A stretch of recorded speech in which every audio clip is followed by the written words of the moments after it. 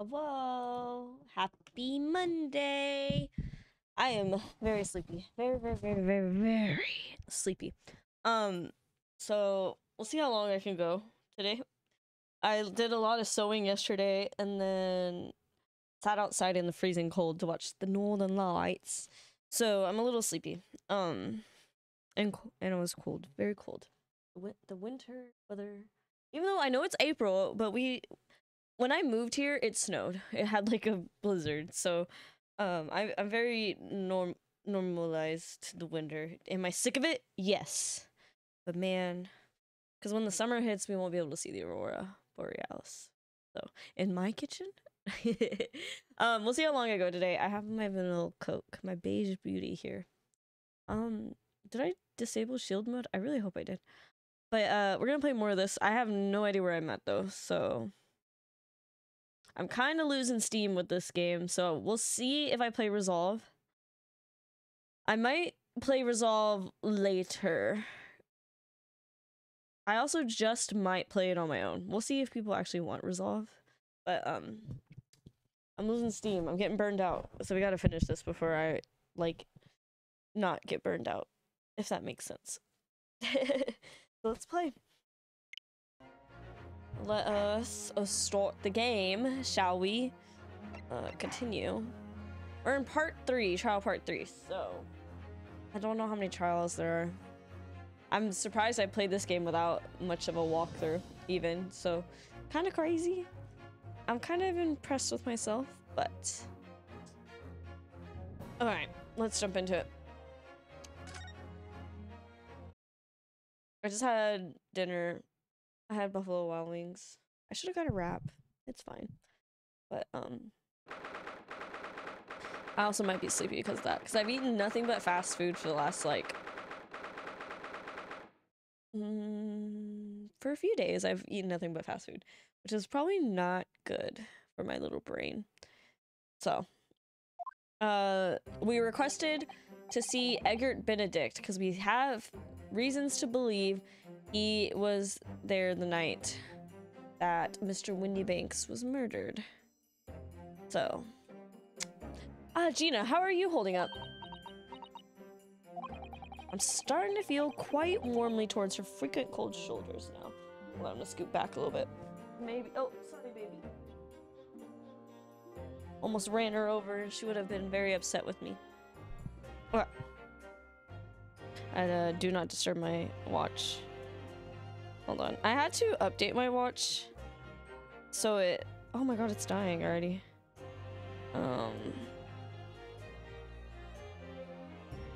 Okay. There we go. So it doesn't buzz. Starting to feel quite warmly towards her frequent cold shoulders now. Ginny, are you alright? Why aren't you saying anything? Why did I give her a Irish accent? What's the point, eh? Why go to all this trouble and fight so hard for the likes of me? What? Well, you saw it, that picture. What picture? You mean this, the photograph taken by Hurley's red-handed recorder. Well, I didn't think it would have captured a scene like that, that's for sure. It's hopeless. Anyone who sees that's gonna think I did it, ain't they? Well, I won't pretend it wasn't a bit of a shock when the prosecution first presented it to the court. Surely you gotta have your doubts about me now. You still can't think I'm innocent. Of course. Ginny, why don't you talk to us? Tell us what's really happened that night. Why hasn't she told us what happened that night? Bruno's cleverly managed to piece together a lot of new information, but still, we'd really like to hear it from you. Alright then. It was after we'd had that dinner together at your place, alright, Iris? Then we all had a chat up in your office, didn't we? Yes, I remember. Kinda. I'm glad they're doing this recap, because I kinda don't remember. After that, I just couldn't get to sleep. So I slipped out and went to the street to the 2-to-1 to Windybanks' place. I had to know if Iris' story was there or not, the Hound of the Baskervilles. I think I need a bang cutting again because it looks kind of crazy. I don't know what it's about or nothing, but if you ask me, there's something in that Sholmes don't like, something what we don't want people reading. That's why he lied to Iris about sticking it in lug with Windy Bank for safekeeping. At least that's what I thought at the time. So you broke into Windy Banks. I just had to know if it was there or not. I mean, I had no idea all that was gonna kick off, did I? I struck the lock and stuck inside. It was dark as you like in there. So I gave the oil lamp on the counter a bit of a wick, and that's when... What do you think you're doing here? Ah! I nearly died, I did. And next thing I knew, the picture took. I grabbed the gun off the counter and was waving it in the air like, I don't know what. You're the girl who was in here this afternoon. I didn't think pickpockets went in for armed robbery. The mantle script. Have you got you? Did Sholmes leave a load of papers with you? A story. I beg your pardon? Onto the something or other. It's here. I want to see it. I'm sorry, young lady, but I'd sooner die than relinquish an article belonging to one of my customers. I don't want it. What would I do with it anyway? I just want to see its ear. That's all. Oh, you want to see it, do you? I want to know if Sholmes really pawned it ear or not. Please, just let me see it and I'll go. Hi, Tim. Seriously modding for someone for the first time. Ooh, good luck, Tim. Have fun. Oh, very well, then. But for pity's sake, stop waving my gun around, would you? So then the old cove unlocked the storeroom door and we both went inside. And it was there, all right. The mantle script. Sholmes weren't lying after all. You did all that just to check for me, Ginny. This time I took Zyzol. Anyway, then there was a bit of kick up out in the shop. Oh my god. Anyway, there was a bit of a kick up out in the main bit of the shop. Skulkin brothers arriving in the scene. Yes. What was that noise? Someone's breaking in. Dear me, is there some burglars convention here tonight that I don't know about? I think I forgot to shut the door behind me. Sorry. Better go and take care of it. Could I possibly have my gun back? Oh, well, I'll come with you and... Now, don't be foolish, young girl. You must stay right here. Don't leave this room under any circumstances. And with that, he took the gun out of my hands and walked back out into the shop. I hung back in the storeroom, like he said, straightened my ears in the dark to hear what was going on. It sounded like they got into a bit of scrap, so I started to think I should help, see? So I was just about to go out the storeroom myself. Choo-choo! Choo-choo! Hi! Welcome back! How was your trip to Texas? Are you rested? I hope you rested all weekend, because you deserved it. You needed it. I'm a little sleepy today. Maybe this Coke will wake me up. I am so rested. That's good. That's so good. It sounds like a lot of work, and I would literally be knocked out for 48 hours if I worked as much as you did. So I'm glad you're back though, and safe and sound, and I'm glad you won the case. I don't know what it was about, but you don't have to tell me because I know a lot of that stuff is confidential unless the news has it, you know? So I'm glad you're back though. I'm tired. So it's just and thank you for the sub too for 4 months. 4 months. That's a long time. That's a long time. We're finally getting Gina's story. I don't know how far we are into this trial. I feel like I've been at this trial forever, but I also have been missing a lot of streams because I've been feeling like shit. The news has it. I could send an article or whatever, but I also probably want to maintain some anonymity. Right? Yeah, don't worry about it. Don't worry about it. Do not worry about it. Oh yeah! It's all tech related. I remember that. Well, Samsung is a silly goose. That's all I got to say. Watch, I get a partnership with Samsung. I need to stop talking bad about brands sometimes. But you know, honestly, there's only like a few brands where y'all would be like, that's not fake. It would be like Chipotle, Coke, and and then probably some Frito-Lay Flamin' Hot deal. That would probably be the other brand. You're not the one super fighting to have to know the details. You're not the one being like, this is what's happening. You're wrong. You're not that person. Not the Danganronpa person. But you're the reason they can do that, their job, right? Because without you, it's useless. They're useless.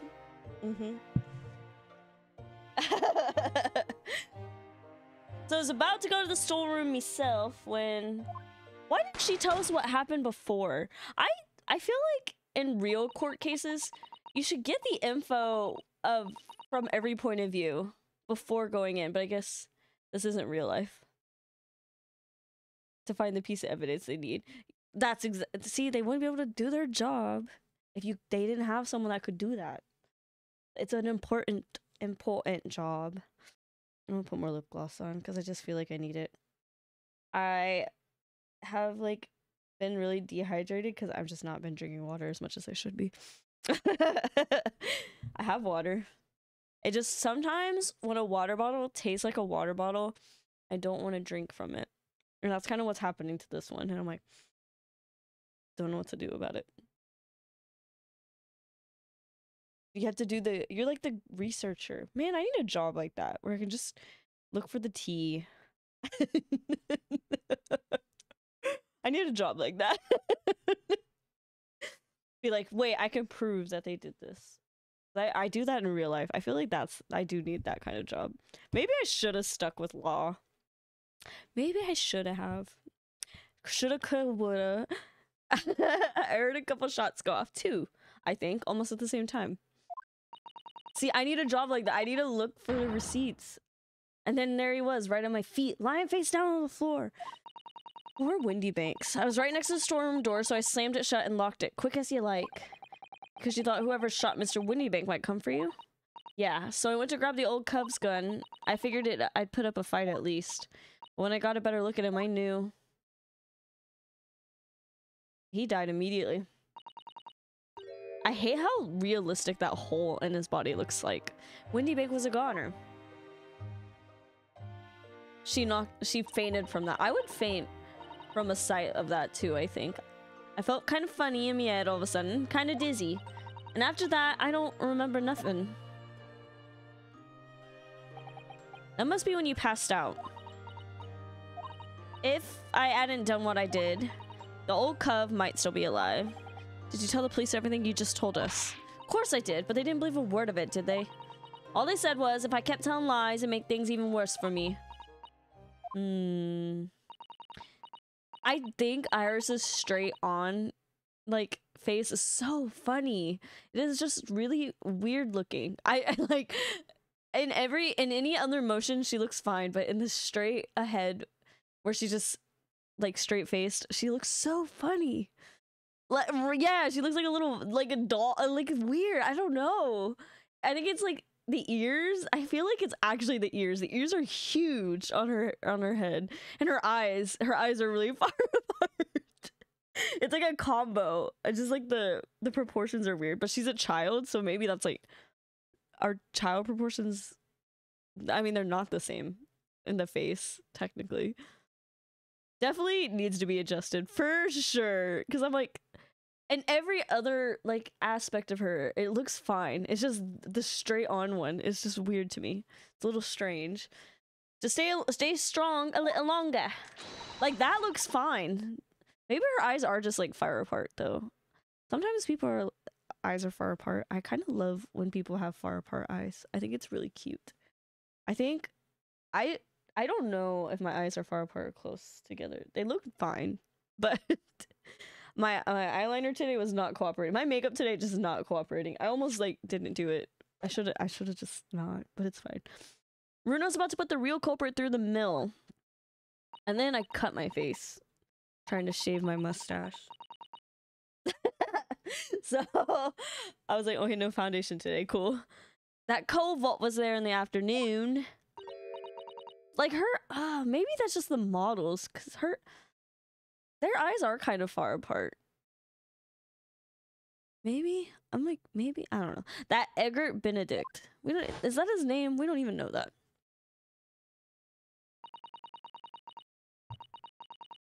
I still remember how he looked at me like I was nothing. He was there that night.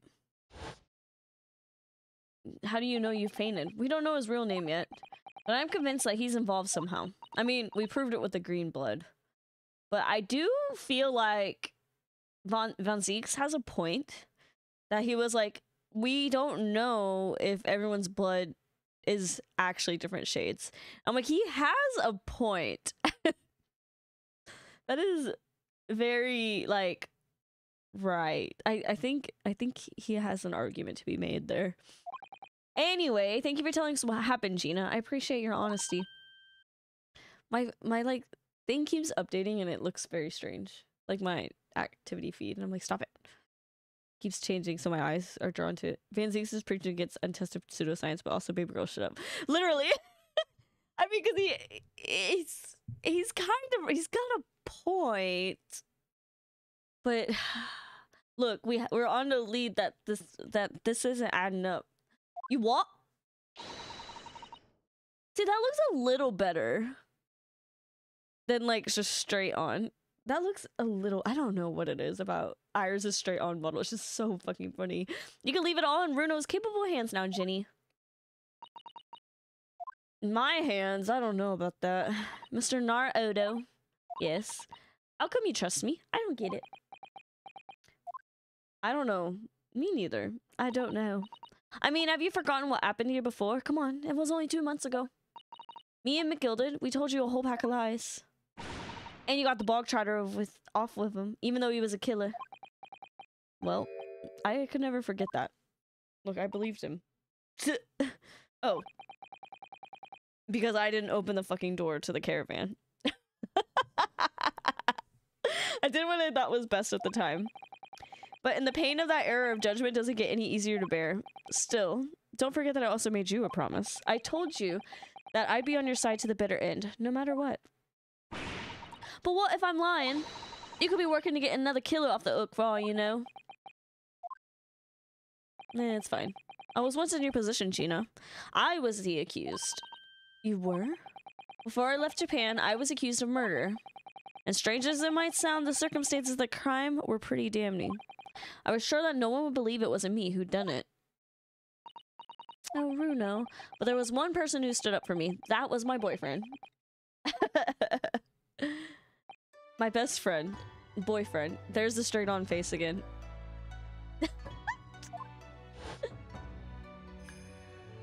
That's your boyfriend, not best friend. That's your boyfriend. Ryunosuke, no one believes in you more than I do. I know what you are, literally. She's like, you fucking liar. Leave this to me. All you need to do is put your faith in me and I'll do the rest. I can't believe he died. I can't believe he died the way he did. That is very sad. I was so happy I cried. But even then, somewhere inside me, I couldn't help thinking, this motherfucker's gonna die on me. Surely, he doesn't really believe in me. Not completely. Sometimes your best friend is your boyfriend.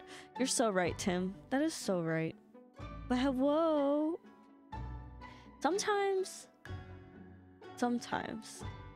you can have multiple best friends. I am of the mind that you can have more than one best friend. Oh. But I was wrong. I guess, and they were roommates, would apply in the 1890s pretty, like... Also, I've been here the whole time. I've just played Xenoblade. How is Xenoblade? Was there an update? Or something? I've been seeing a lot more Xenoblade news. Probably because of you gay people, but... I have not known what's going on. Because I'm not a Xenoblade player. That's on the to-do list. It's on the to-do list. As soon as my trial began, it was obvious. We were gay. That he had an absolute unwavering belief in me. There's big DLC coming out tomorrow. Tomorrow! Oh god. That encompasses like all 3 games. Oh wow. 30 minutes? Oh, wow. I'm about to lose all you gay people now. Oh, man. Oh my gosh. With Xenoblade and Tears of the Kingdom coming out. Oh my god. I'm like debating on streaming Tears of the Kingdom.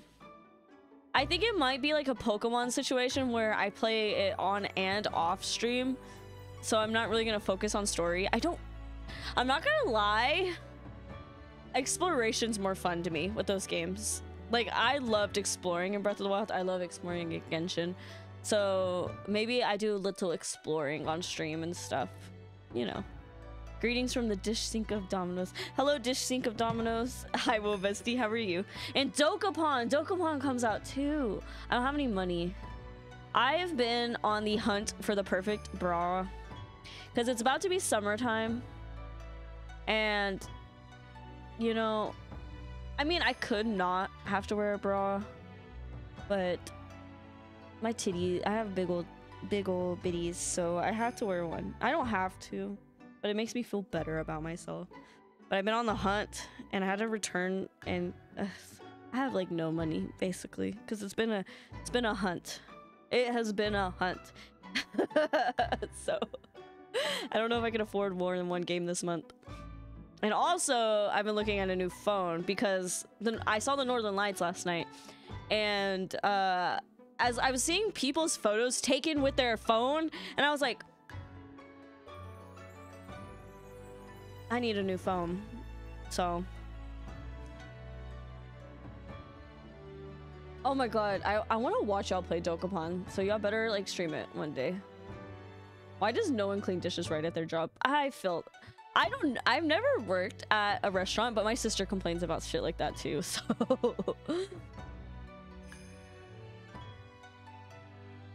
Can we trade, or can I just take a little off the top? You want like half of them? I want full top surgery. I want it to be flat. I want like a cardboard. I want to be like a cardboard.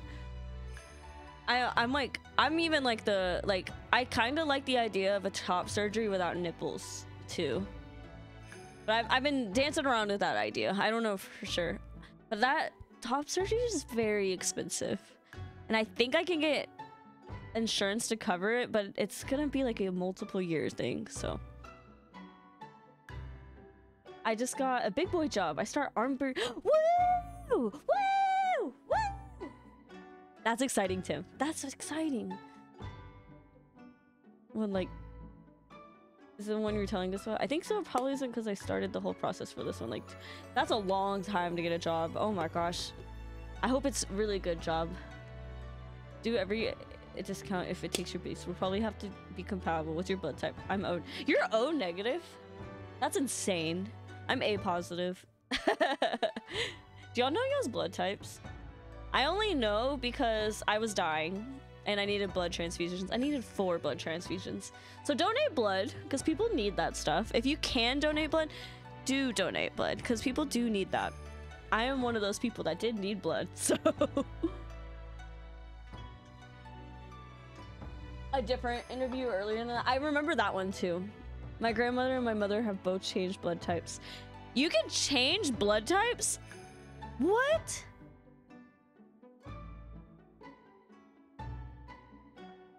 I have never heard of that. Maybe I should. That was like 10 years ago, so maybe I have a different blood now. I mean, I had to have like a little bit of blood, right? When I had surgery. I don't know. I don't think I lost a lot of blood though. I have the scars to prove it. If your body needs to support the baby, I think. What? What? Bodies are weird. I don't like that. Wilbert's here. Hold on. I'm gonna interrupt the beautiful song. Oh, you can't see him.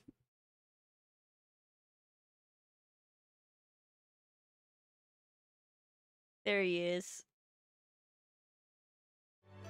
Hormones are scary. Did you know melatonin's a hormone? I feel like I talk about that every time.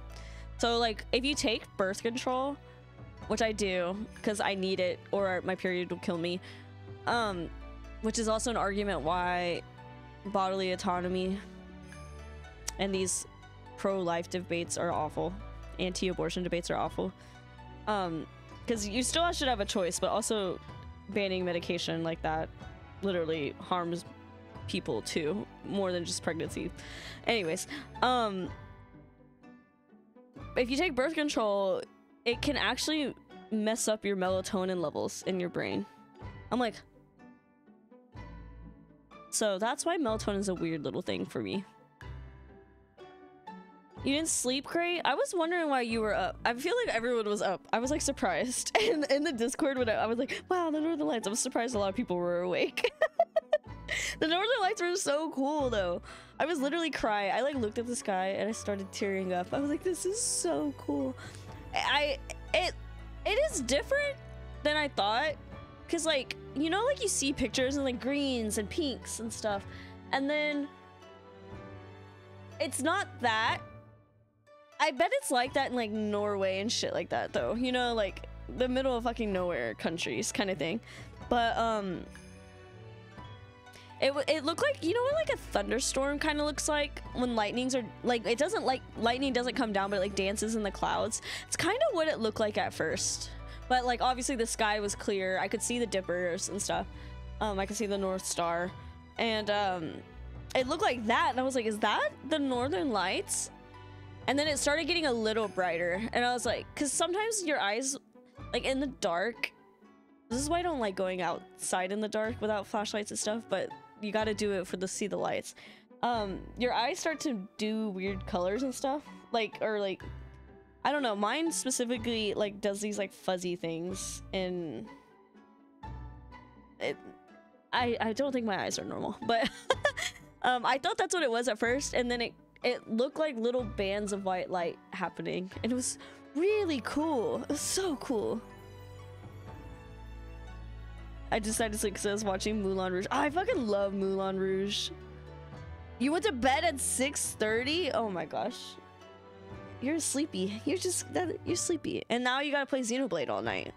That's how life said for you, right? Now it's time to play Xenoblade all night. I've been playing Fantasy Life on my 3DS. I'm kind of loving it. I know there's one coming out for the Switch. I might play that on stream. I haven't decided yet. In turn, I developed an absolute unwavering belief in him. Yeah, Tim's gotta fix their sleeping schedule pretty quickly. Since then, I came to realize... I hate when realize it... Wait, why is she saying it like that? I was about to say I hate when realize is with an S. It looks weird. If you want someone to believe in you, you have to believe in the other person first. Why are these dolls staring at me? These Barbie dolls.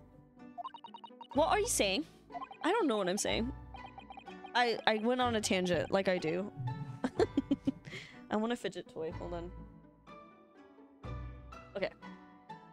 I promise you, Gina, that no matter what happens, I'll keep believing in you. So you don't need to worry. I won't let you down. Even though I'm a diver and a no-good liar. Diners dive in and drives. Wait. Diner... drive. Is that what it's called? realize. I fucking... Sometimes when I... That's one of my, like... I'm surprised I didn't do it just now. Realize. I always usually say that. I'm surprised I didn't do it that time. Diners drive. I don't remember. Realize. Liza Minnelli. Liza Minnelli. Lies. I'm excited for new All-Stars. I'm excited. They're like, here's a new season. I think it's kind of funny that it's not on MTV though. I'm like, can they make up their mind about what channel they're gonna put it on? The game one side. They're not plot relevant. There's just like bonus. There's bonus episodes? Say less. Wait, do I have to finish both games? Because I'm like, I don't know if I'm gonna I'm not sure if I'm gonna do Resolve immediately after this one. I might give it a little break. I don't know yet. No, it's just game one. Okay. Because Resolve might be a after Tears of the Kingdom kind of moment. Does that make sense? You're not like McGilded. I know that. Nah. That's right. You're our friend Ginny. Iris, we know you better than you think. And we come to the conclusion that you're someone we can trust. That's really all we need to know. Exactly. Mr. Naruto, get some boba, Juju. I'll see you later. Have fun. I want boba. I got a email saying there's a Pokemon Go Kung Fu Tea collaboration. I was like, what does that mean? There's a new boba opening up near Jeremy's work though. And I'm like, you better bring home boba a lot. That's all I'm saying. I got the strawberry shortcake McFlurry today though. I did not like it. That was $5. With that $5, I could have bought a boba. And I would have liked the boba. I don't know. It's in the freezer. I'll eat it later. Defendant Gina Lestrade and her legal representative. Court proceedings are about to resume. Please head into the courtroom immediately. Yes, of course. Thank you. I want another soda, but I can't. I've been both a defendant and a lawyer in my time, so I knew only too well just how hard it was to put all your faith in another, and I also knew just how hard it was to bear the burden of another putting all their faith in you. Me yawning. This is it at last, the final chapter, the final battle. Really? Wish me luck, Susato, and I hope you're watching over me too, partner. Wink, wink, nudge, nudge. I was like, there's no to be continued, I don't think.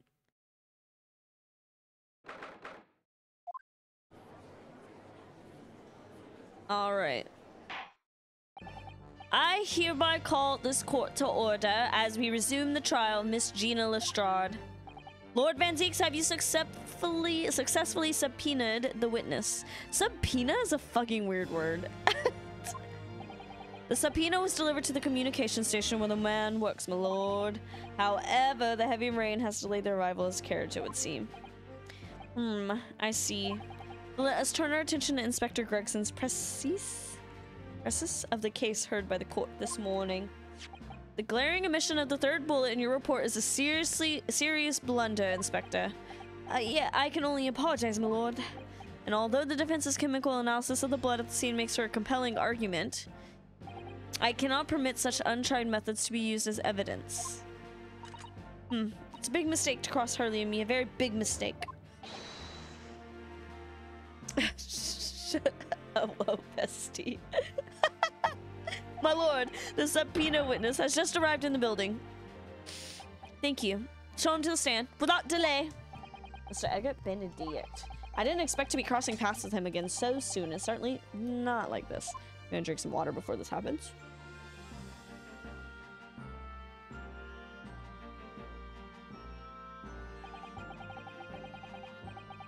I don't know how to drink water out of this kind of water bottle without it spilling on me. I don't get it. Thank you for complying with the court subpoena at such short notice, sir. But of course, my lord, as an upstanding member of London society, it is my pleasure to oblige. Now, kindly state your name and occupation for the record. Ashley Graydon, communications officer. Mr. Graydon and I both work at London Central Communication Station. Now, perhaps somebody would kindly explain what all this is about. You're apprised of the situation by the court officer on your way here, I presume? Yes, I was. Something to do with a murder that took place at a pawnbroker's on Baker Street. And some nonsense about me having been there on the night in question. That is the accusation indeed. This is really beyond a joke, you know.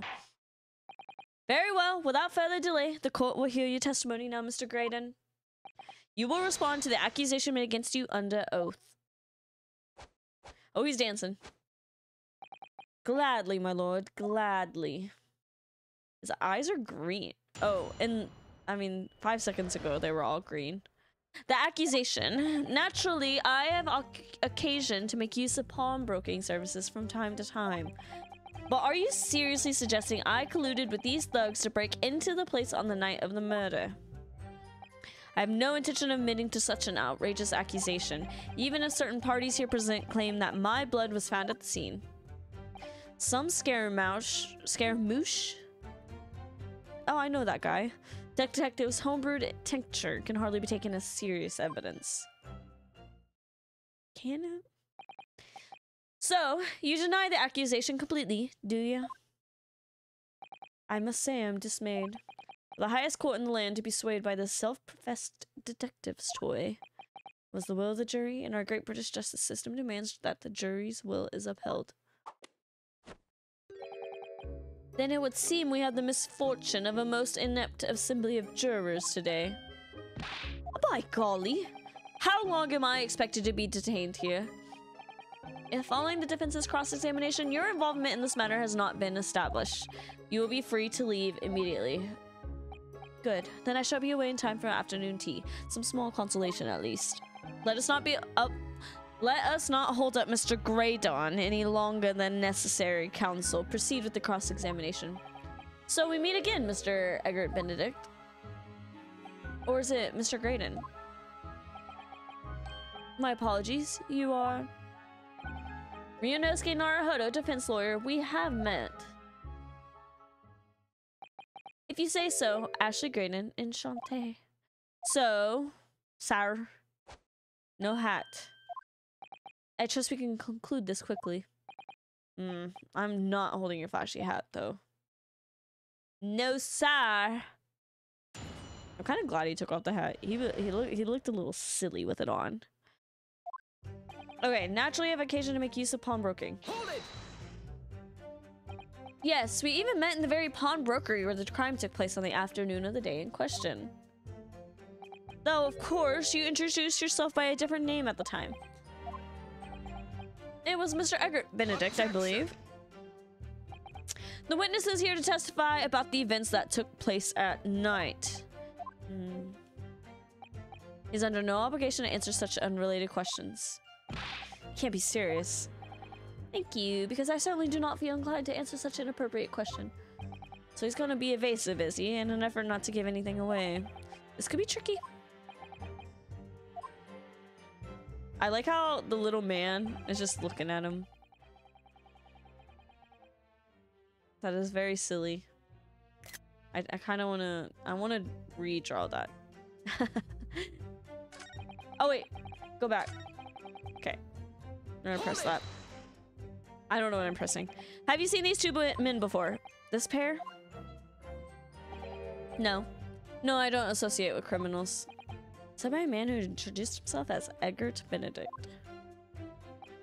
I'd like to know who I have to thank for this. Who made this outlandish accusation against me? The young lawyer there in the back. This is a farce. Whose idea was it to permit an outsider to work in British court anyway? Well, needless to say, I have no intention of admitting to such an outrageous accusation. Where were you around 1 in the morning on the night in question? That is past the hour, which I would normally retire. Certainly. I was not in the company of these rapscallions. You're able to prove it? Objection! Listen carefully, my learned Nipponese friend. For you to appear to be under a gross misapprehension on this point. What do you mean? The witness maintains he was not at the scene of the crime. He has no obligation to prove his absence. Your accusation is that the witness was present at the scene. The obligation lies with you to prove your assertion. You will fulfill... Why is fulfill spelled like that? Is that how you spell it? I thought there was 3 L's. That obligation before putting any more unreasonable questions to the witness.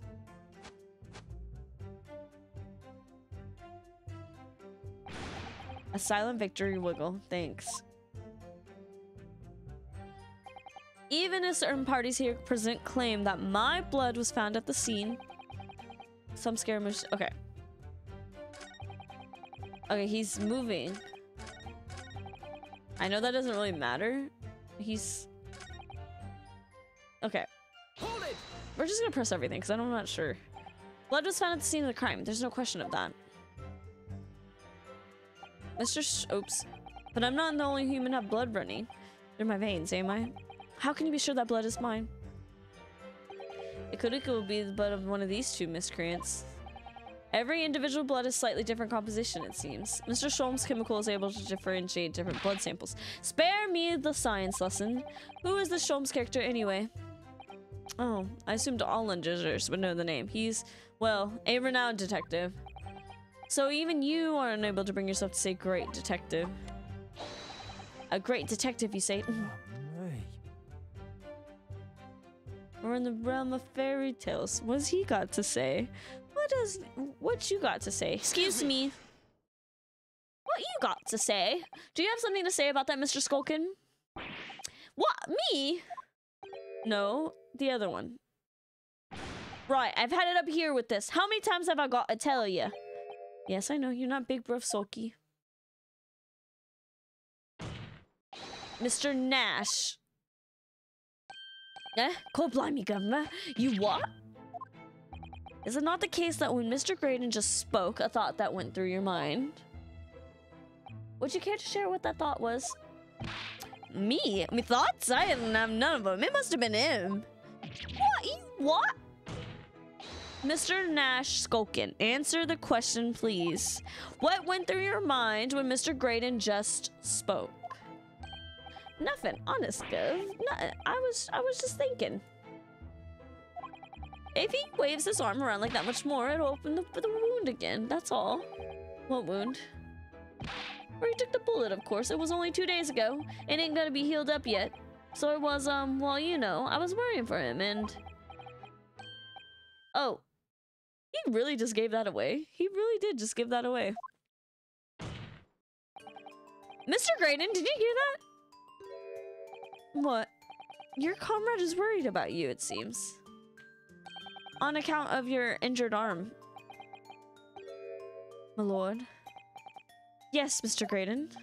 I have no idea what these two riches are on about. Certainly, I shouldn't be expected to answer anything in relation to their mindless insinuations. We know that someone other than the victim was hit by a bullet at the scene of the crime 2 nights ago. And from the height of the bullet hole in the wall, that person was likely hit in the upper arm or thereabouts. Perhaps you allow a court official to examine your arm. The left arm that you're currently clasping with your right hand as if in pain. No, I refuse. You have shown no evidence whatsoever that links me to these common thieves. Accordingly, I'm not obliged to permit any such invasion of my privacy. As I've already said, I'm completely uninvolved in all of this. I have never had anything to do with the pawnbrokery where this fellow was killed whatsoever. I take offense at the insinuation that I was in any way involved. You claim to have nothing whatsoever to do with Mr. Windybank's pawnbrokery. My lord, the defense would like that last statement to be added to Mr. Graydon's formal testimony. Very well, counsel. Continue with your testimony, Mr. Graydon.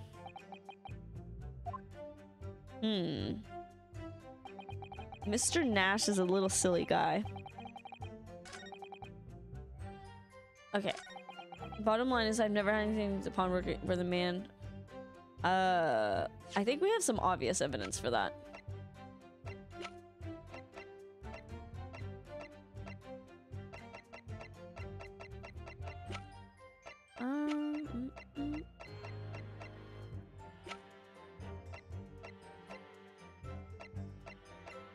Okay, I'm gonna press it. Hold it! Never had anything to do with it. You forgot that I was there, Mr. Graydon, on the very afternoon of the incident. Obviously, I'm not a complete stranger to the pawnbrokers. Currently on the lookout for an armchair to furnish my study. Objection. No, you were there to redeem an article. Is that right? I have no idea what you're talking about.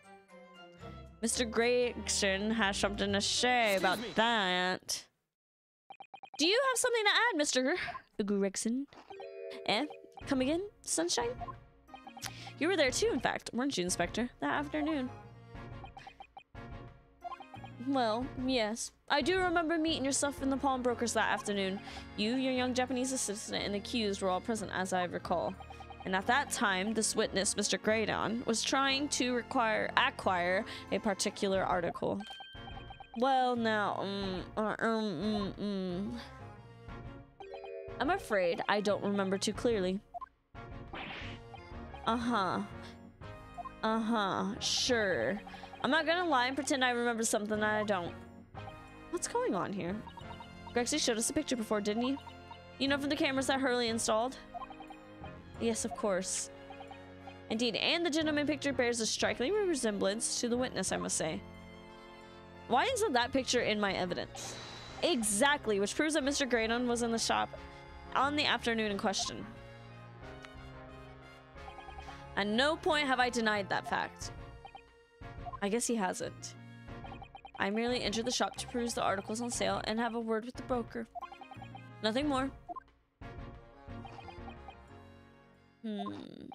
This makes no sense. Just saying why Mr. Graydon might be trying to cover his tracks. But why would Gregson be trying to avoid giving testimony about what happened? That's all he's gonna say on the matter, is it? What do you think, Bruno? I think he has no intention of telling us anything. It's well aware that the less he says, the less chance he has of giving himself away. The complete opposite of Hurley, then. He seems to think that the more he says, the better. Well, at least he managed to praise a little more information from the witness's lips. All thanks to the Skulkin brothers. Yes, they were the key to it, after all. He says he had nothing to do with the Windy Banks. Well, we know that's not true. Perhaps now would be a good time to have a proper look through the court record. Good idea. You never know what tiny scrap of information could become a valuable weapon. So do I present on the last statement the what does this have on it?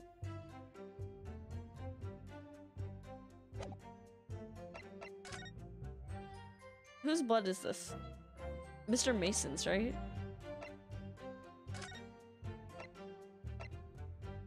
Mr. Mason's blood. Okay.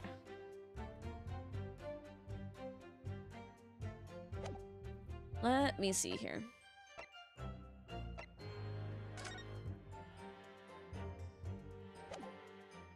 Article. What does that have to do with anything?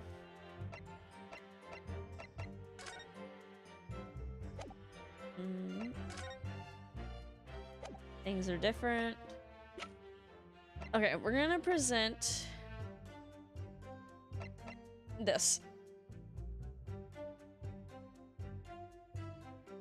Objection. Okay. I was like, I think that's right. Have you ever seen this disc before, Mr. Graydon? Why? Is it supposed to mean something? Well, this disc was until the day of the murder in the pawn in Mr. Windybank's shop. It was redeemed by the defendant, Miss Gina Lestrade, that afternoon. However, somebody mysteriously appeared to try to take it from her. And that someone was you, of course, wasn't it, Mr. Graydon? As I have reiterated numerous times now, you were mistaken. That was not me. I've never seen that disc before in my life. You're a liar. It may have escaped your notice, but there is a small smear of blood on the disc. Resulting from an abrasion of the thumb, perhaps. That's right. The surface of the disc is covered in hundreds of tiny metal bumps. In the skirmish to acquire the disc, this thumb of the person who tried to take it suffered minor lacerations.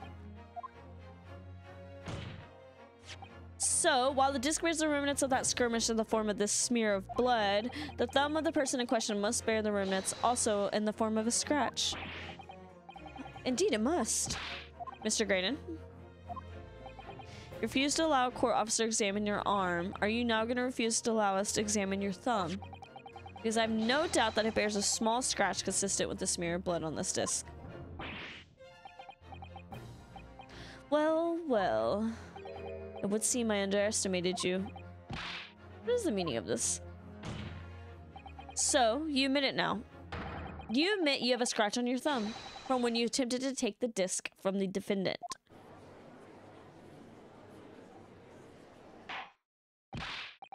Order, order. Well, Mr. Graydon, it would appear there has been something of a misunderstanding here. I did not attempt to take that disc, as you put it. No, quite the reverse. What are you trying to say? It's really quite simple, you see. The disc was mine from the outset. Is there some crime in taking an item that you own out to pawn? What?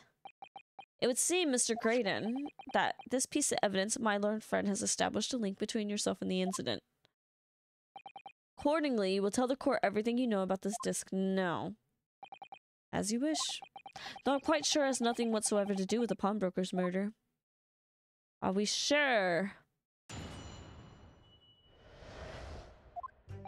There's a note on the disc saying for McGilded, but the item belongs to me. The redemption ticket was stolen from me by the accused, that filthy gutling, on the day in question. Proceeded at once to the shop in order to explain my situation and redeem my article. In the end, of course, the disc was taken by the police. In other words, I had absolutely no reason to break into the shop later that same night. Did I hear you correctly? McGilded, you say? The famous London philanthropist who perished in this very courtroom 2 months ago after being acquitted of a distinctly messy murder.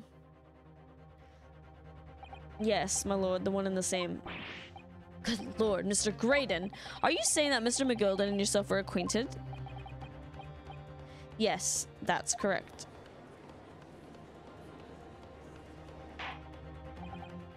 Well, I certainly didn't expect to hear that name uttered in here my courtroom again. According to what Gina told us, this disc was placed in pawn on that fateful night 2 months ago. McGilded himself gave instructions to deposit it at Windybanks. It's funny that Mr. Graydon here is claiming the disc belongs to him then, is it? In all likelihood, he's lying. So he appeared that afternoon at Windybanks in order to get his hand on McGilded's disc. You will commence your cross-examination, please. All right. We press everything again. Hold it! Why does it belong to you? Would you care to explain how this belongs to you? As you will observe, a communications officer such as myself commands a fine salary. You're certainly exquisitely dressed, sir. So you see, I have little need to make use of the services provided by the pawnbrokery trade. However, I did once find myself in the difficulties having misplaced my purse whilst on an errand, which is why I pawned my fine black overcoat to the broker in question. You claim that was your overcoat. Obviously, in my haste I clean forgot that the music box disc was in its pocket.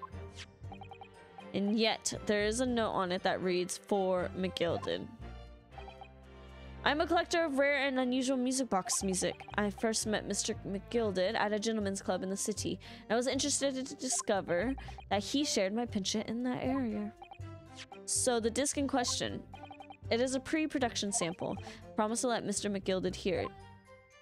What a good lie. But then you forgot that it was in the pocket of the overcoat you were forced to pawn. Yes, exactly. Gina didn't mention any of that in her testimony 2 months ago, did she? No, because McGilded had threatened her to keep her mouth shut. Which means that if we dig too deeply here, it's gonna expose Gina's perjury. Oh dear, this is complicated, isn't it? Let's leave it alone for the time being. Her redemption ticket was stolen from me by the accused, that filthy gutterly. Hold it! So you're saying that Miss Lestrade lifted the ticket from your pocket or bag? That's right. Despite being mindful of danger when walking in the insalubrious areas, her kind quite frequent. Miss Lestrade did no such thing. Well, of course you would take that stance. The girl's a regular offender. You came to the pawnbrokery that day prepared with all the information you needed to identify the defendant. You were looking for her. That's what brought you to Windybanks. There's so much dog hair on this stupid mic all the time. To get your hands on this disc. Objection! Why are you objecting me? My learned friend is a veritable font of nonsense. Nonsense. I concur with the prosecution. Counsel, you will refrain from conjecturing in this way. Is that clear? Yes, my lord. Then I will continue with my testimony for what possible use it can be. I proceeded at once to the shop in order to explain my situation and redeem it. Hold it! Had you ever been to Windybanks before? Only once for the purposes of pawning something, but like Minnie, I enjoy browsing in such establishments. So when you notice that the pickpocket had taken your ticket, you chased after, is that correct? Yes, that's right. I didn't notice that first, of course. Such is the art of the pick purse. But when I did, I headed to the pawnbrokeries at once in order to reclaim my coat before the thief could. I was merely trying to recover what was rightfully mine in the first place. He can say what he likes because he knows we have no evidence to contradict him on this. In the end, of course, his disc was taken by police. Yes, it was taken by the Inspector Gregson, wasn't it? That's right, this was the very man. Apparently, the police are collecting anything that has a connection to Mr. McGilded as evidence. Is that right, Mr. Gregson? Is something wrong, Inspector? Well, what do you mean? The last remark Mr. Graydon made in his testimony seemed to trouble you in some way. No, it didn't. It's nothing. Leave it alone. Let me ask you this, Inspector. Why is Scotland Yard gathering Mr. McGilded's possessions? I can't tell you something like that, Sunshine. What is it, Inspector? Secrets? Yes, exactly. You should know all about that. Magnus McGilded, who died so unexpectedly after his trial 2 months ago. A man renowned throughout the capital for his great contributions to public, yet he had a dark side too. Where are you going with this, Van Zieks? I suppose the police are dealing with the aftermath of his nefarious activities, are they? That's enough. Coppers like me have duties to carry out, and we're not at liberty to talk about that. That's all you need to know. Duties conferred by Lord Strongheart, I presume. The Lord Chief Justice appears to have great faith in you, Inspector. The bottom line is, if you want to get more out of me, you're gonna need Lord Strongheart's paw print first. What's all this about? It's like there's something going on between Gregson and Lord Van Zieks here. What is going on? Well, it would appear that the inspector has revealed all he is at liberty to reveal. Mr. Graydon, let us return to your testimony. Gladly, my lord. In other words, I had absolutely no reason to break into the shop later that night. Hold it! But perhaps you'd seen something of value among the forfeited items. No, not at all.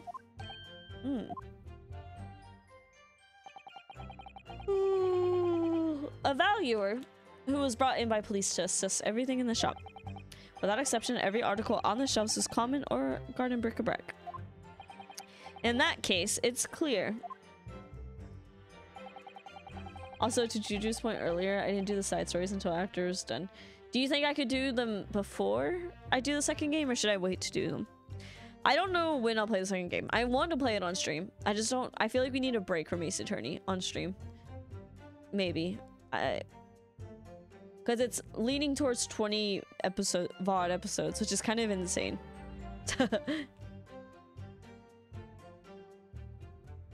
So that means I've done like 20 streams. That you broke into the shop later that day in order to recover the disc. Have you not been listening? Even if I want to recover the disc, you may recall that I had been seized by the police that afternoon. There was no more in the shop that night. There was no more in the shop that night than I. As I keep saying, I simply had no reason to break in. So there's nothing in McGilded's left in the shop that night. Nothing this man might have been after. Wonder if that's really true. This box, maybe? A redemption ticket issued from Parker in the form of handwritten notes on the back of a photograph. And then... this is the coat. Yes. It's fine to do half of them after this because it's just superfluous content for each case. I love that, though. I wonder if that's really true. Bruno, if you have some evidence, then I let him have it. I'm trying to see that irritatingly assertive expression of his crumble. Okay, and then it's just telling me... blah, blah, blah, blah, blah. If he's got pearly white teeth in the 1800s, he's got money, right? I need to go to the dentist. I just don't know what dentist to go to because my insurance doesn't cover dentistry. So I'm going to be paying out of pocket no matter what. But I need to go, and I don't wanna because every dentist is different. I was lucky enough as a child to have a really good dentist and orthodontist, like straight from being a child. I don't feel like I have that luxury. We're gonna present, I think it's this ticket. It's saying the box. Yeah. Objection. What about this box? This disc was the disc was deposited at Miss Windybanks on Magnus McGilded's instructions. You knew that, and you went there with the intention of obtaining it for yourself. Objection. Conjecture again. In any case, the disc was taken into custody. The witnesses had no reason to visit the pawnbrokery again that night. Objection. But what about this? Sorry, my learned friend, but that's not true. What? Mr. McGilded had another article in the pawn at Windybanks, as this second pawnbroker ticket proves. Where did we get that again? There were 2 articles belonging to Mr. McGilded in Windybanks pawnbrokery. The reason you broke into that shop that night was to recover the second one. Together with your accomplices, the Skulkin brothers. This is the second ticket, is it? What had the man deposited? The article description reads, 1 small box. Rather vague description, it seems to me. Are you suggesting that I broke into the pawnbrokery with these clowns in order to steal some trinket box? I believe there are adequate grounds to suspect that you did. This is absurd. Why on earth would I do such a thing? Once the article had been forfeited, I could simply walk into the shop and purchase it. There would be absolutely no need for me to resort to theft. That's a good point. Indeed. The witness makes a solid argument. For some reason, this great fella needed a small box that very night, does it? Objection. It's time to put an end to this nonsense, my lord. Could you be a little less cryptic? I do hate to ruin my learned friend's argument, but the truth is quite incontrovertible. On the night in question, no small box was taken from Mr. Windybank's pawnbrokery. And the rest assured the prosecution can prove it. What? Good gracious. Inspector, show the photographic prints to the court, if you please. Yes, sir. What prints? These prints were taken from one of the detective's security cameras. Hurley's red-handed recorders again. As previously explained, using this plan of the shop layout, victim's establishment was furnished with automatic cameras in 2 locations. One near the desk and one near over there. According to the information on this ticket, Mr. McGilded's small box had been forfeited already. 2 days before the incident at 9 p.m. on 13th of April to be precise, which means it would have been on the shelves of the forfeited items in the shop front. Now, what I have here is a print taken by one of the cameras about 2 hours before the incident. That's all 11 p.m. on 15th of April. Methinks it's... There's a lot of boxes. There's lots of boxes. Isn't that trophy a callback to something? I feel like it is. I clicked A without reading. It's fine. And then we have another print. What's different? This one was taken about 2 hours after the incident. I see. So we have 2 pictures to compare.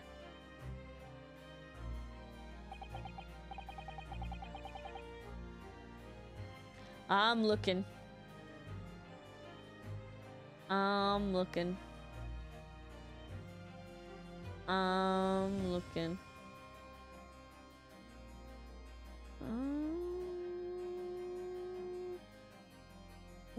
I might need the little graph. I might need a little graph. Though I must say that placing them side by side leaves me cold. Dear me, that's starting to make my head ache. Obviously, at Scotland Yard, we consider theft as one possible motive in this case. We explored the possibility that something had been taken in addition to the victim's life.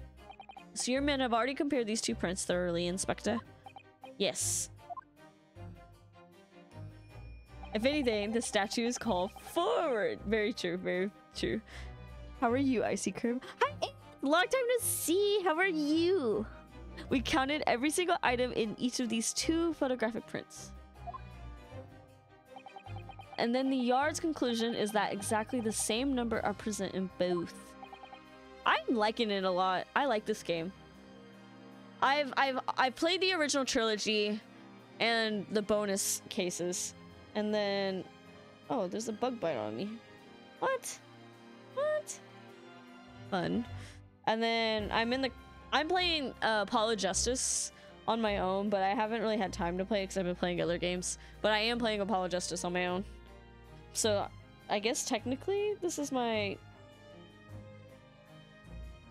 5th game of Ace Attorney series. I really like it a lot. Oh, there's a bug bite on me. What the heck? Where did I get that? It could be like a fiber splinter too, though, because I was sewing all day, literally. In other words, nothing was taken from the pawnbrokery on the night in question. My learned friend's assertion is nothing more than a hopeful fantasy. Well, let's put it in the little machine. Also, I'm dumb. I misinterpreted 9 p.m. as tomorrow as 9 p.m. today. Oh man, that sucks, Tim. That sucks. You gotta wait a little bit longer. But it'll be worth the wait. I could have just shown that he stole McGillicud's pawn box. Oh, he's dancing. I got ambitious and thought a tiramisu milk tea would be good, but it just tastes like regular milk tea. It doesn't even taste like coffee? So I feel like that's what it should taste like. And they were out of boba? Oh. So it's just milk. It is just a milk tea. Ooh. Ooh. I mean, I like milk tea. Oh, I should have bought tea. Because my throat's been hurting again. It's Mercury retrograde. That's why you're being ambitious. I'm really... there's like a rash on my arm. I don't think y'all can see it on camera. Because my camera doesn't show reds. Like subtle reds very well. I might have been able to break him down at last. Look at this little pose he's doing. That's a good pose. You know what, Bruno? Oh, she's staring at me. I've been thinking. I wonder if these 2 photographs are exactly the same. I really like the characters. What? Iris, how is there not one? How is there not an emote of that? Because like, we can make one, I think. I would have to play through the game. Like, because when I look up the models for this game, they're all the 3DS ones. I'm like, no, I want the Switch ones, and I don't know, without, because I'm like trying not to dig too deep into like the wikis and stuff because I don't want things to be spoiled. But I can't find the Switch models with the very vague search that I'm doing. Maybe I need, I don't know. Because I've been trying, but they're all the 3DS models. So they're a little crunchy. So counsel, in the light of the evidence put forward by the prosecution, what is your position? Seems that in fact on the night in question, nothing was stolen. Well, hold on. How do I put the pictures in there? I don't want to be cross-eyed. Do I have to look? Oh wait, we need to add it to the... We need to add it to the court record. Right? It's not added to the court record. Maybe something was stolen. I don't fucking know. Do you accept? No.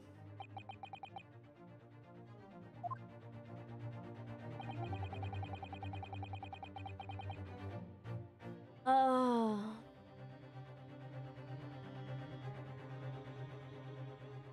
What? There's no discrepancy. Point out a discrepancy or use a piece of evidence. Oh, can I use a piece of... Wait. Could I possibly have the box before this moment? Right? Hold on.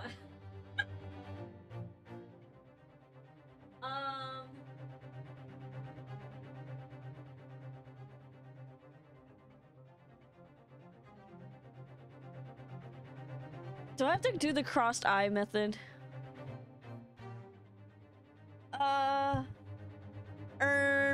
Hold on. I love the Riku memes. Wait, Riku? I don't know that meme.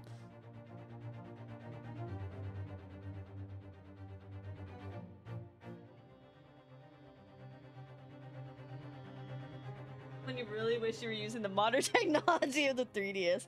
I almost want to look it up because I don't want to fuck this up because I'm gonna do the cross. I might have to do it without my glasses on.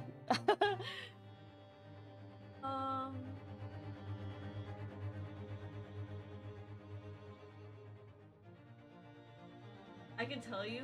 Please, please, please.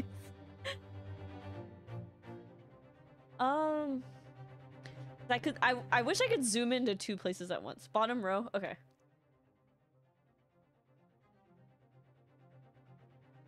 Beep. Beep. Beep. 2, 3, 4. 1, 2.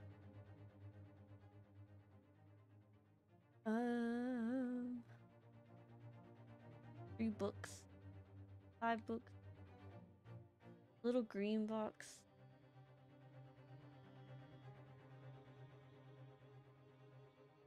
Herm.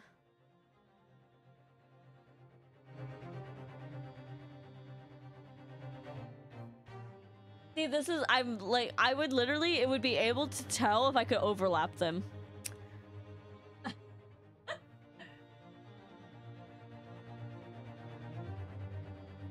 I'm trying. It hurts my eyes. You see it? Okay, wait, hold on. Give me a second.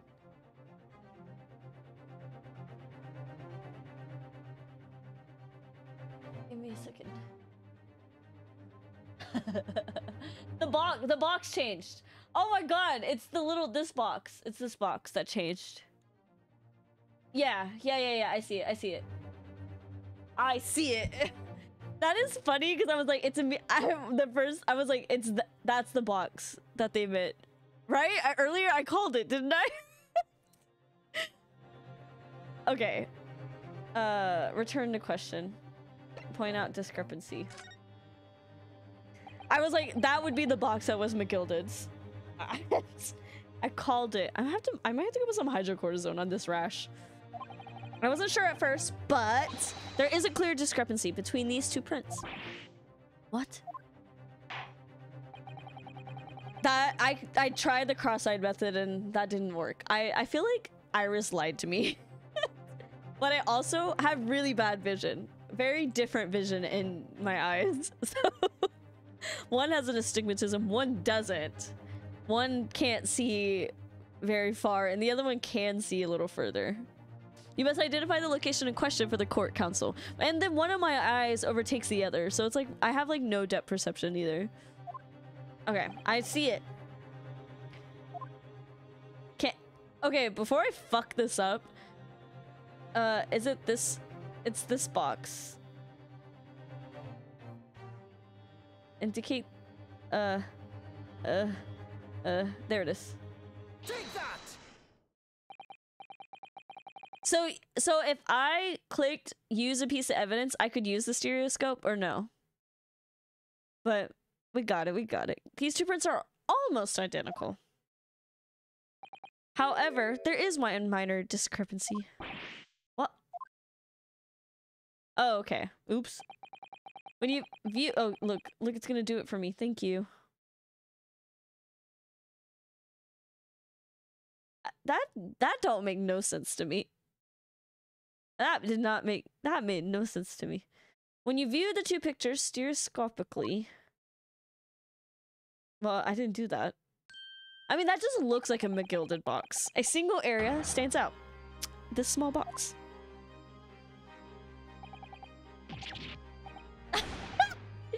He's using the little machine. Look at him. Look at him.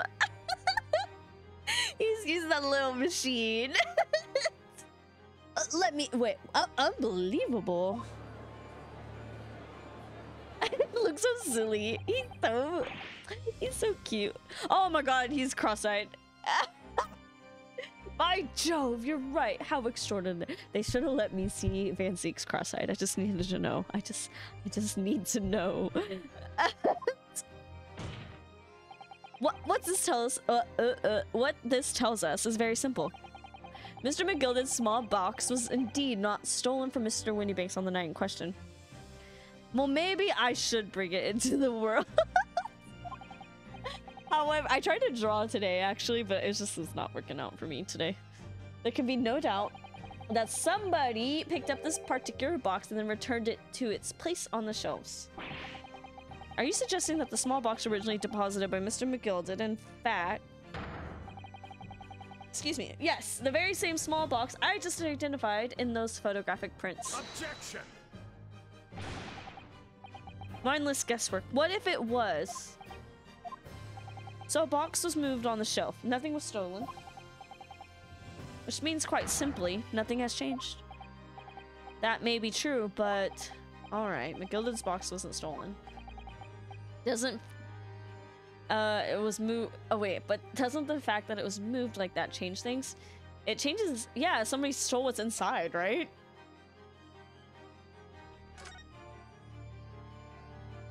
I hope this is the line of reasoning we're going with. I believe this changes everything. How can that possibly be? The crucial point is the fact that that was moved was a small box. I don't think that was the sentence. In other words, we have to consider what might have been inside of that box. What are you suggesting? What are we suggesting? I'm kind of making it up as I go. I'm suggesting that we need to examine the box as soon as possible. Vital pieces of evidence is sitting on the shelves at Windybanks as we speak. Objection!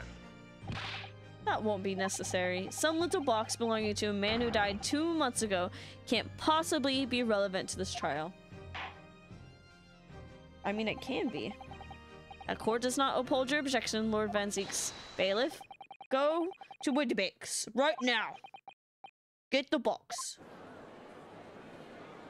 Why is he standing like that? Mr. Graydon. When did Ashley become a girl's name? Like typically seen it on girls. I haven't met like a boy named Ashley in a long time. I don't think I've ever met a boy named Ashley. We might keep going. Oh, okay. I was like, if it's too big to continue, we're gonna keep going. We should have a report within half an hour. I think perhaps we should recess for a short while until the evidence is brought forth. Can we just, you know, fast forward? It's to be hoodwinked by such a farce. Disappointing. I beg your pardon. This is nothing but a smokescreen, a Nipponese specialty, it would seem. Man, we should have done a counter for every time Van Zeeks is racist. What are you trying to say? In this book I'm reading too, which is also set in the late 1800s in London, they're facing a lot of racism too. They're like the character that you're following around is Cantonese. So it's very like, oh my gosh. What are you trying to say? My learned friend has persisted with the same line of reasoning from the very beginning. That this witness's intent was to steal an article belonging to Mr. McGilded from the pawnbrokery. Yet, common sense tells us that none of the articles have value enough to be worth stealing in the first place. It's not its worth that I think is what was stolen. It would be beyond absurd to break into a place for the purpose of stealing such commonplace property.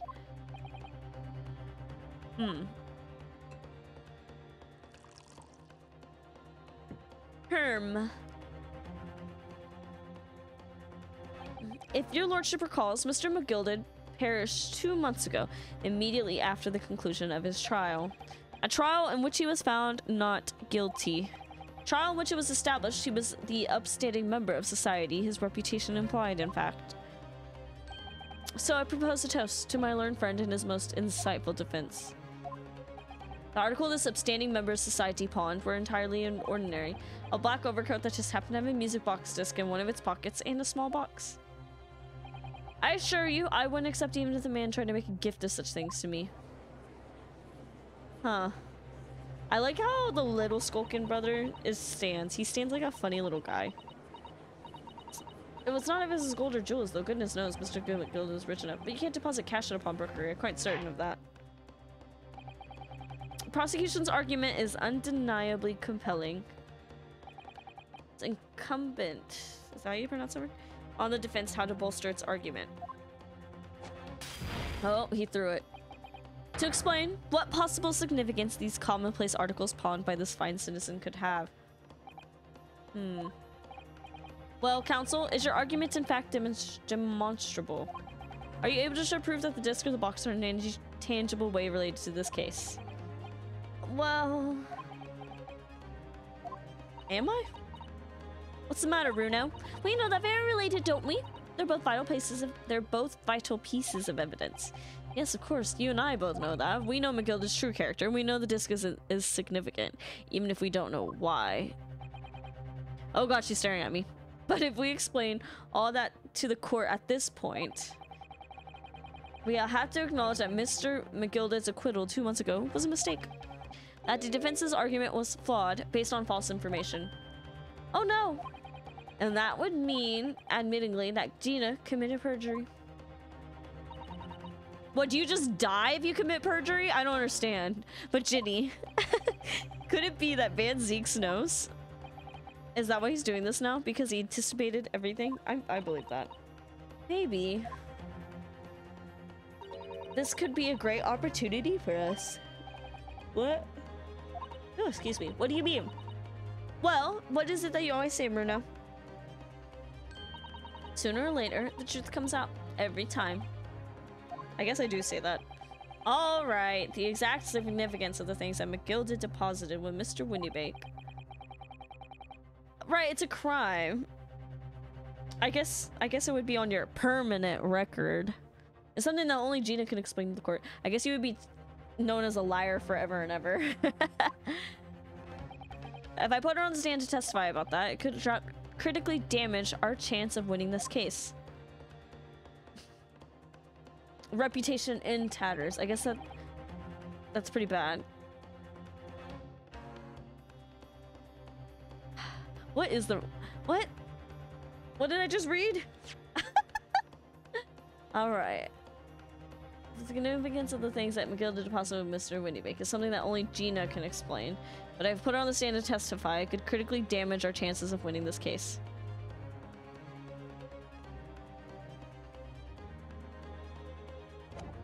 She has to testify, right?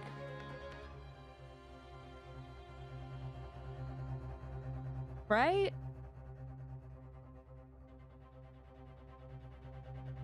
Oh god. That feels bad. Well, what's worse, Gina? Your reputation in tatters, or you go to jail for murder and die? What's worse?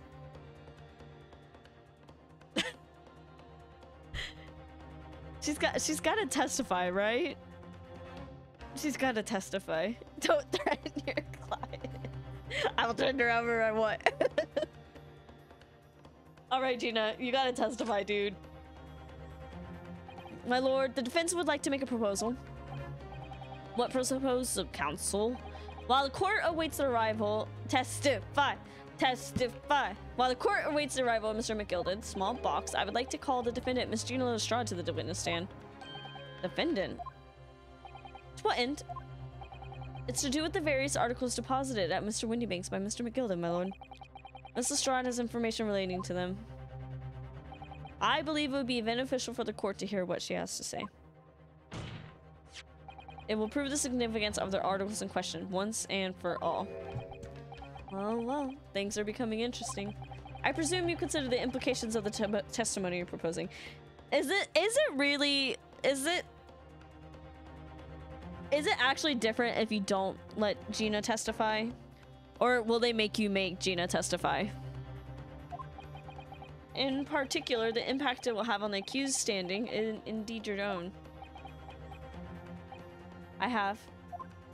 I see. Right? I was like, what if there was an ace attorney that had branching paths, though? I feel like it would be kind of interesting. What if they did do that? Capcom, I have an idea.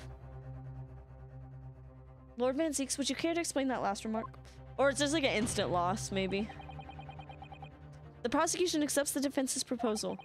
I move to interrupt the cross-examination of the current witness and hear from the accused herself. Very well, if you have no objection. What the fuck bit me? It's literally bleeding. It's not bleeding a lot, but it is bleeding. I don't know what bit me. There is. I don't know which one it is. But I have 2 downloaded on my 3DS. I don't have the Miles one. I downloaded on my iPad, and then I had to buy each individual episode. I said, nah, I'm just pirating that shit. So I spent $2 to then have to buy more games. I'm like, I wasted $2. You witnesses currently stand may step down until further notice. You're not even wearing a hat. That shall bid you good day. Nuh-uh. You, sir, shall remain in the stand while Miss Lestrade testifies. As you wish. Alright then, Gina. It's time. I know this will be hard, but please, put your faith in me here. Where do the defendants sit in this? Ace Attorney to Justice for All. Wait.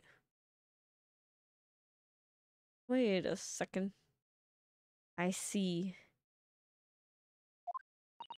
Good luck, Bruno.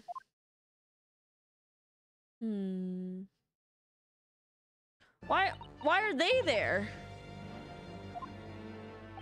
The articles that Mr. McGilded had deposited in Windy Bake's pawnbrokery are intimately related with the omnibus case, the trial of which was heard. Oh my gosh, was heard in the courtroom 2 months ago.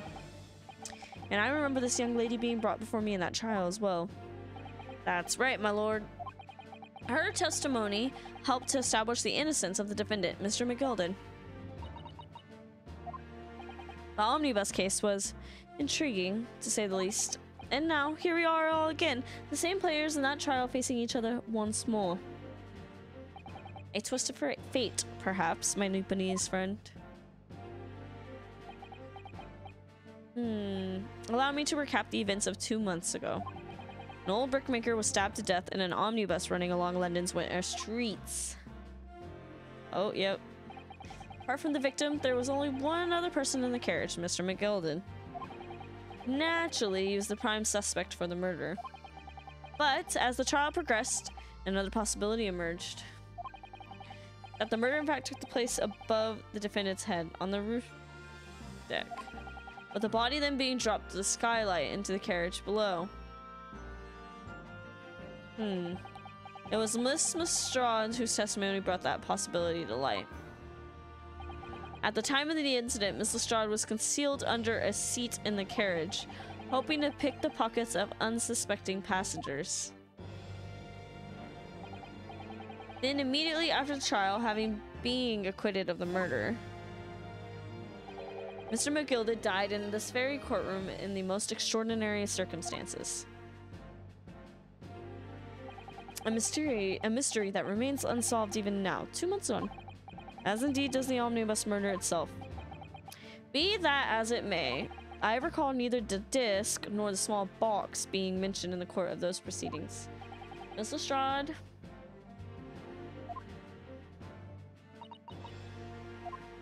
Would you tell the court now, please? What really happened in the omnibus 2 months ago, I mean. Welcome back, Tim. I don't know what you mean.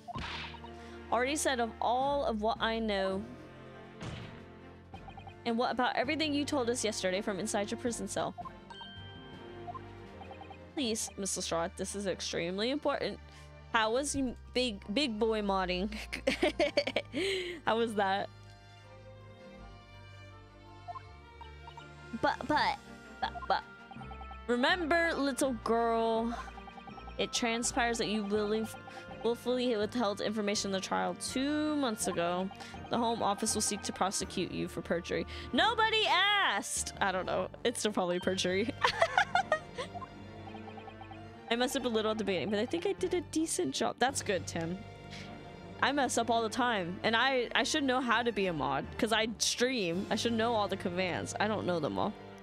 Naturally, you will lose all credibility as a witness. Although, let's face facts. You have little credibility to lose. Ginny, don't listen to him. Please, you have to trust Runo now. Iris? We're on your side.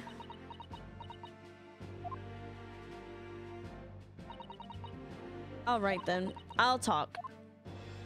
It's the right choice, Gina. Well, it would seem that my learned friend... Did McGilded have... This is a rhetorical question. Did McGilded have B... or like, T... probably secrets of... Strongheart? I think so. That's why Strongheart was like, you either save this man or you go back to Japan. That's why I think. Did McGilded have tea? I think so. It's helping bring the entire courtroom down about his ears. So be it. I must confess that I'm struggling to understand what on earth is happening here. Oh, he just sat behind me. I don't know what happened. However, it would appear that Mr. McGilded's pawned articles in that extraordinary case of the omnibus. Sip sip tea. Harbor secrets of which we have been hitherto unaware. I want tea now. I don't have any money in my bank account, so I can't DoorDash. We've been doing the cash stuffing stuff, and it's a little confusing. No, like, cause I can't DoorDash, which is probably a good thing. I can't just DoorDash. So, Miss Lestrade, you will now give your testimony before the court about the events of 2 months ago. You reveal the truth, a commodity sorely lacking in your original statements. This is it then. Everything's gonna come out. Like Van Ziek said. This could bring the whole courtroom down about my ears, but as a lawyer, I'm prepared to take that risk. It's a blessing and a curse. Exactly. It costs way too much though, so it is a blessing in that sense. Welcome home, Wo bestie. How was work? Did it suck or was it okay? This bug bite's really bugging me. It made my whole skin inflamed. Truth is that Brickmaker Cove was in the cabin of the omnibus the whole time. When the Irishman dragged me out from under the seat, I saw that disc on the floor. All of a sudden, I heard a scream from over me head, and that pair on the roof deck went on to call the slops. That's when McGilda slipped the driver some tin to do a run to the pawn shop roundabout. He threatened me not to snitch, not to say nothing to no one about what I'd seen or heard. Is that what she told us? Usual combo of annoying coworkers being dramatic and nothing real happening. Love the dramatic coworkers. They really be dramatic for no reason. Good grief, this is outrageous. What you just told the court bears almost no resemblance to your testimony 2 months ago. Okay, could she be excused because she was a child being threatened by a grown adult? As you say, my lord. Then there's every chance I may have educated an error in McGilda's trial. Sounds very much to me as if the man deliberately deceived this court in an effort to cover up the most wicked of schemes. Without a doubt, your lordship is correct. A great injustice was done in this courtroom 2 months ago. I was led to believe wrong because I didn't look in the fucking omnibus. Isn't these the old days till you're an adult when you're a baby? Yeah, I guess that's true. Yeah, not that old, right? But at the same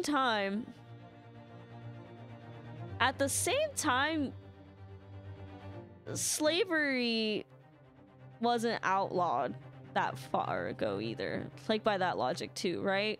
But it is, by that logic is true technically, because people act like it was like long ago when it really wasn't that long ago. Well, in the US, yeah, in the US. I think child labor was outlawed because of the Industrial Revolution, though.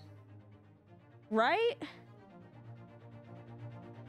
I don't know when children got more rights to be children, though.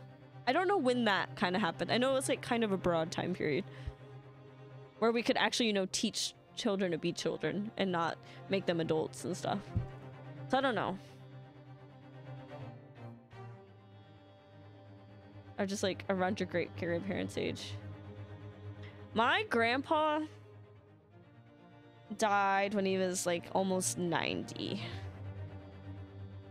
He was born in the 20s, 1920s. My grandpa was pretty old. So you're right about, yeah, great-grandparents' age. That's wild to think about.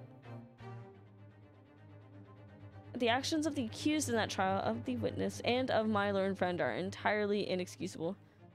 My grandfather had a job at like 10. Yeah, I think about the same. My grandpa was like in the military, and also like they had a farm. Oh, McDonald had a farm. That's not my grandpa's last name, but he literally rode horses to school. Like, they joke about that, but my grandpa literally did ride horses to school. So and so I don't know. My great-grandparents barely escaped slavery. Oh man. Whew. That's rough. Yeah. And just because slavery was outlawed didn't mean there was equal rights. Equal rights were relatively recent too, which is like kind of, it's like really weird. Relative. It seems far ago. Like 10 years seems like a long time ago sometimes. Like when people were talking about how old they were when Breath of the Wild came out, I was like, you're acting like that was like a long time ago. But I guess it was to some people. That's like right? That conversation ruined me too. I was like, it wasn't that long ago, was it? I don't know. I'm older than the GameCube. It's so funny to me. I mean, the GameCube doesn't seem that old to me either, though. When I was in college, so I'm just like, yeah, Breath of the Wild came out when I was like 20. I think it came out before I turned 21, but it was the year I turned 21, I'm pretty sure. So, and I played it the summer I stayed with my brother. Now, do I think my life was very different 6 years ago? Absolutely, yes. But like, it didn't seem that long ago. There's too many kids online. It's ruining my sense of time. The Nintendo DS came out when you were 3? Dude, that's wild. That's wild. I hope everyone's older than GameCube in here. You should be older than the GameCube if you're in here. Okay, maybe I don't know how old the GameCube is.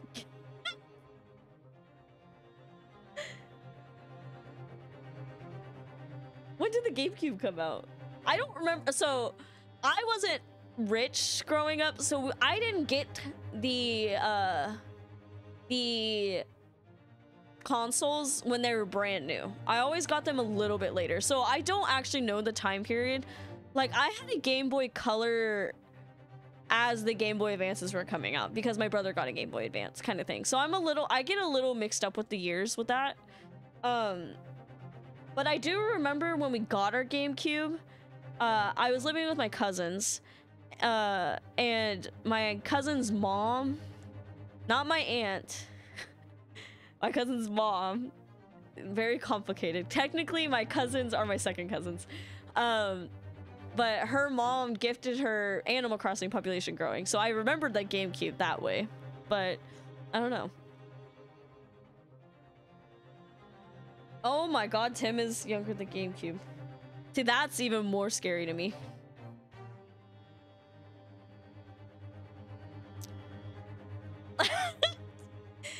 Because I will say that was probably the more GameCube and Wii, because I played GameCube games on the Wii. Were more important video game consoles, like bigger ones. I mean, like the 64 was very important too, but like I was more understanding of video games by the time the GameCube came out. Fitting music. I will be 20. Oh my god, babies. I never had an N64 or GameCube because my dad was not a Nintendo console. It's a PlayStation baby until I got a Game Boy. See, I didn't have a PlayStation. We had a Dreamcast, a Sega Dreamcast though. I don't remember playing it that much though, because most of the games on the Dreamcast were adult games. And then I think my brother had the PlayStation games. Now, my brother didn't live... My brother has a different dad than I do. So my brother lived with his dad he's 8 years older than me, so he lived with his dad for most of his later teenage years, so he had like all the PlayStation stuff. And then when he got the newest console, it was a hand-me-down, but they kept the PlayStation and stuff. So I got all the like until the Game Boy SP came out, that was my first new console, like my new stuff. Everything else was a hand-me-down before then. I had most of the first-gen consoles because my family kept winning sweeps. That is really cool. Maybe that's where all the luck is in your placements, Wobesty, in your astrology placements. They got the Sega Saturn, the Sega Saturn. Wow, the N64 Genesis, a PS1, and a GameCube through like cereal box raffles. That's why you need to do those things, y'all. Sometimes it's cool to do those. Like I won Fall Out Boy tickets to a radio raffle, so sometimes you just gotta do it. That's weird. I don't know. I think Breath of the Wild was weird to me because like that it feels like a long time since that game came out, but not that long. But that means the Switch has been out for that long, and relatively speaking, Nintendo came out with new generation of consoles very frequently, so it is weird to go this long without a new generation console. But I don't even have the money. Like if they were to announce a new console, I don't know if I could afford it because I just can't, which I think these companies are starting to realize that people can't just drop money on these consoles now. The Zelda Revolution, so for people who haven't grown up with that game, I'm like, it literally, like, it was way different than the previous Zeldas, and I like it because like I wasn't a Zelda fanboy like my brother is, but I'm like, I really don't. I've never beaten a Zelda game because I'm stupid. The games were too smart for me on the time I was growing up. Like even Twilight Princess was really difficult for me. So like I liked Breath of the Wild. I might be a weirdo. But I also like Pokemon, so definitely I am a weirdo. So I had to buy a Switch with me and Jeremy split 50-50 on my Switch, I think. Because it is a lot of money. $300 is a fuck ton of money for a college kid. So I think we split 50-50. And my first game on the Switch was actually Stardew Valley. I just played Stardew Valley for like ever. Well, I liked Wind Waker, but I didn't have Wind Waker. That was actually my brother's game. And then we finally got Wind Waker. And then I think someone stole it. Someone stole Wind Waker, but I don't know. I think it was one of my cousin's friends that did. Kind of an asshole move. But I liked watching people play Zelda games more than playing it, if that makes sense. I'm just that kind of person. I spent all my baby time and just kept running around playing the chat. That's what I'm saying. Like, I like playing the little stupid stuff in Zelda games. Like in Wind Waker, I just like hanging out on the island. That's literally it. It's mostly because people game as kids and more kids grow up and join the internet. Yeah. Fire Emblem Warriors is your first game. Interesting. Interesting. I beat Ocarina of Time as a kid around the time I was 6, I think. See, maybe I was just a dumb kid, but then again, I think I just had Pokemon brain rot. Like, I was into competitive Pokemon pretty early on. So maybe that's the difference. I don't know. Wind Waker's all about getting the snot kid to follow you and throw it. Literally, that's all I did in Wind Waker, so... Zelda, the old Zelda games, I don't think were for me. I appreciate them, and I love them, but I like Breath of the Wild the most, and I think that jars people. But then again, it shouldn't, because I love Genshin Impact, which is a Breath of the Wild clone. So it really shouldn't shock people. See, I didn't play any of the DS Legend of Zelda games. I was a Pokemon gamer on my DS. And Animal Crossing. I was addicted to Animal Crossing. I still am addicted to Animal Crossing. If you look over time, Animal Crossing, I think all throughout all of my consoles, is the most game time played. Like, every single, like, whether it was the GameCube one, whether it was the DS one. The DS one was weird, though, because it was Alora's, my cousin Alora. It was her copy, but, so we had to share. That was a really rough one. And then, and the GameCube, we loved the GameCube one. The Wii one was okay. We really liked the GameCube one the most, though. Because then at one point we had like 3 different GameCubes in the house. plus the Wii. So so we could all play separately, basically. We could all have our own little memory card town, whatever. And then obviously New Leaf, and then the Switch one. So I don't know. I've always liked the sandbox games, I think. And then we would play a lot of Harvest Moon games. So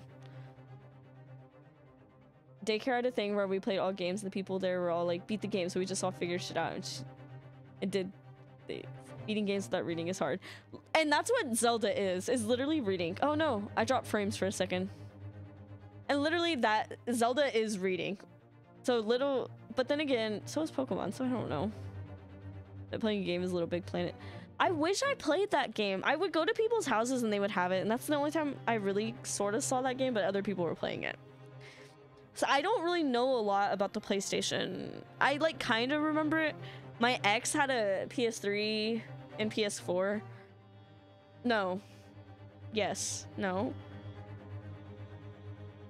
He bought a PS2 at one point in time, so he's playing all the old games too. But he normally would play those while I was not there, so meh.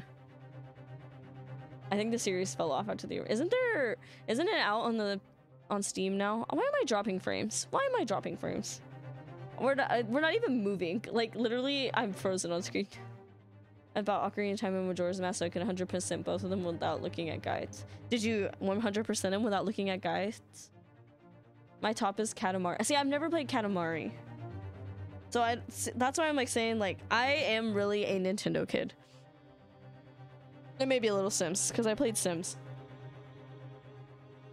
I mean, is it obvious as a Nintendo kid? Is it obvious?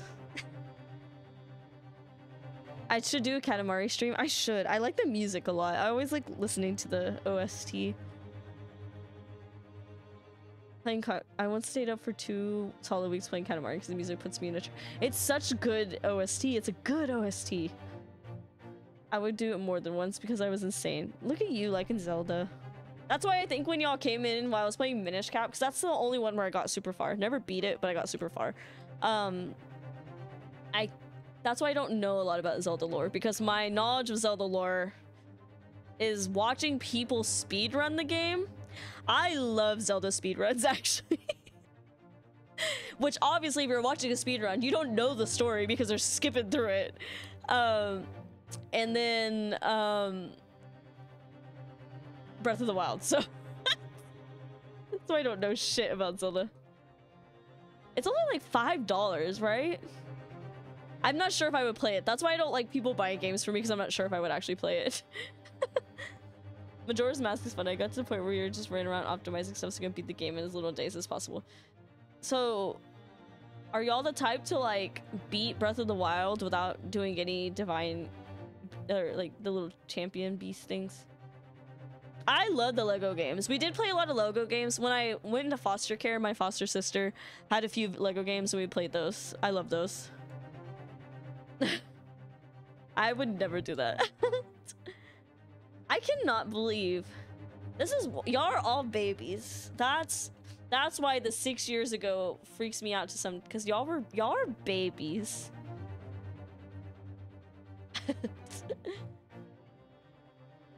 I like story. I do too, but I like exploring too. I like the satisfaction of getting a little chest.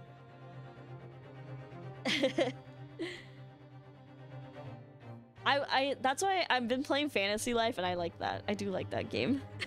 I'm excited for the Switch one to come out. I'm not sure if I'll play it on stream. I don't know if there's one, but I think there should be, because it's like Animal Crossing meets an RPG. So I do like the Lego games. I don't think I played the Batman ones. I like the you know, the Yoda, when Yoda dies, that sound in Lego games, that's a very good sound. Like, ah, but like really gargly. It's very funny.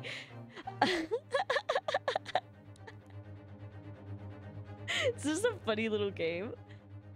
It's like it's just death sound of some sort. I don't know the context of it, but it's very funny.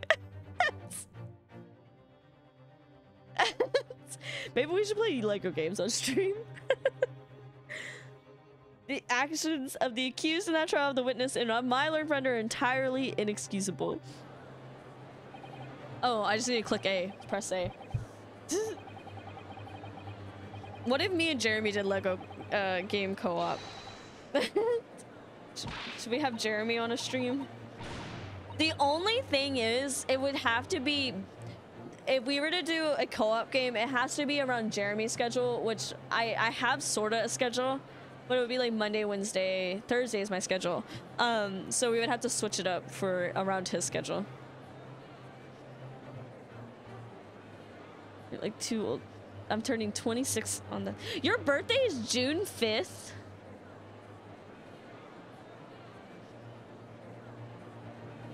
Babies. My cousin's birthday is also June 5th. Interesting.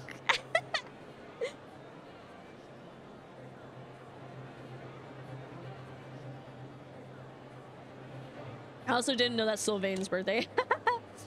Are you my cousin? Interesting. Twins here. I got dog hair on me. Always been shedding. It's springtime. If you have a long-haired animal, you know what that means. It means it's shedding season. All right, let's click A. You're wrong. The law. Yeah, Mr. Naruto, as the lawyer there, he didn't know nothing about it. Humbug. Wait, is inch not spelled with a T? No. Like inchworm. Inchworm is not with a T. I don't know. I work with inches a lot because of sewing. I like centimeters a little better though. But I saw the word inch constantly while sewing yesterday. I made a cute little skirt. I'm not wearing it today because I am body conscious right now. It is, maybe I'm a little sleepy because it's unfortunately that time of the month. So, not me making a skirt during that. I have a pic, one pic. I have it is kind of like when you try on clothes and you look like a mess. That's kind of the pic I have though. I don't think so. Oh, oops. I don't I don't think so. Are we really expected to believe that? Really stitched everyone up, didn't he? What an operation to get the man off scot-free. Wow. I'm gonna buy a mannequin partially because it might be good. Literally, I was like, if I had a mannequin, this would make a lot more sense. It would probably be easier. But I also want the mannequin to be my body shape because I do notice that mannequins typically are like skinny. Like, I'm not saying I'm not skinny, but I have boobie and I'm not tall either. So I should probably buy an adjustable one. Yeah. I wonder if you can get it bespoke. Bespoke? Like, you have a tailor, do your dimensions, and then buy a custom one.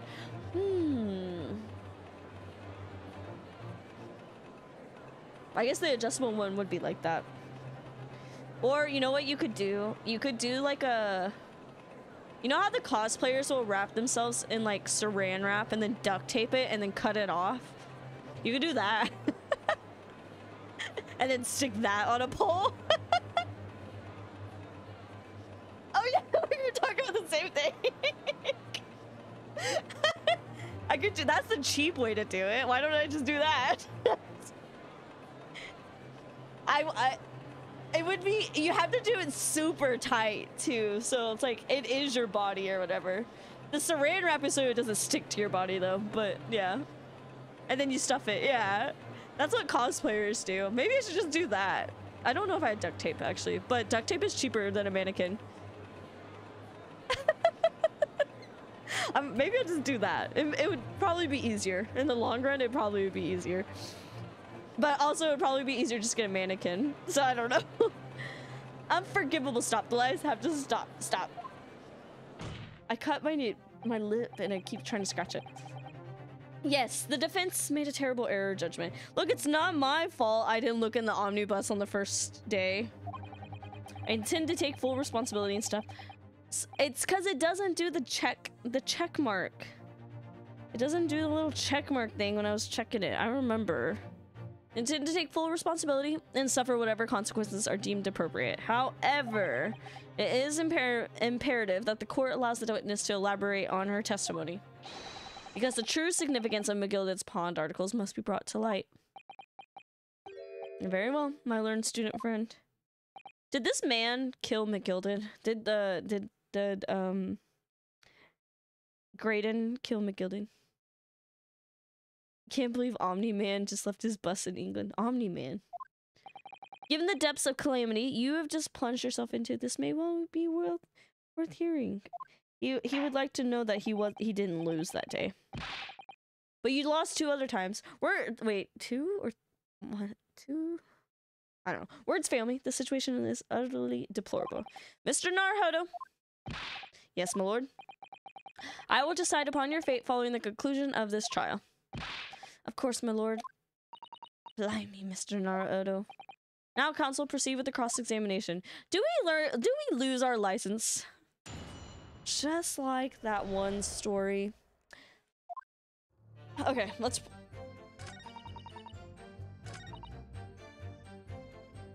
Why is he turned around? And why can't I look at him? Hold it! Debated day. Mr.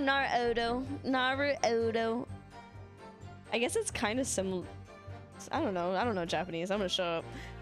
You were hiding in the cabin at the time as well, weren't you, Miss Lestrade? I'm not that far in Apollo Justice, but I kind of know what happened. I'm on episode 3. I think it's episode 3. But I kind of know what happens. If I remember rightly, in the storage compartment underneath one of the seats. Why is he turned around? It's pitch black under there, so you can't see nothing at all. Why are they whispering to each other? What are they saying? What are they saying? Now, in your testimony 2 months ago, feel certain that you claim Mr. McGilded was the sole passenger, did you not? False testimony, my lord. That's what you told me I had to say. They're flirting? It's important that you tell us the truth now. Were McGilded and the victim acquaintances? I don't know. But I did hear him talking a lot. Graydon's like, can I have a Jeep? Can I have one Jeep? Thank you. What were they talking about? Well, I couldn't hear too well, but if I had to say, I think it was about money or something. They kept talking about buying and not buying. They were whispering. They were whispering. Perhaps business dealings of some kind. Well, anyway, they got louder and louder. It started to sound like a proper fight. I was pretty scared by then. I hardly dared to breathe. And then all of a sudden, I heard a noise like someone keeling over the floor. It was blooming loud and all. I believe you let out an involuntary scream.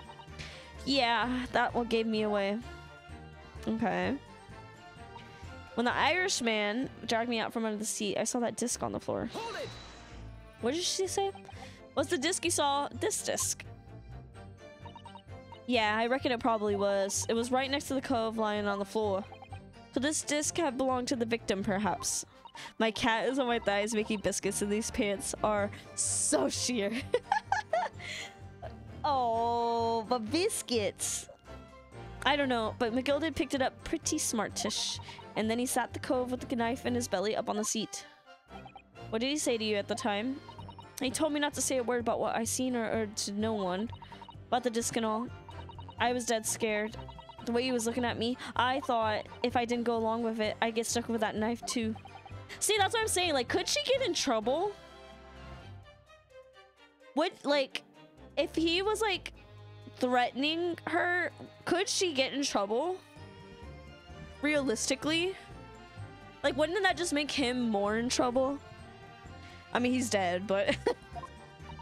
Then he started asking me a load of questions.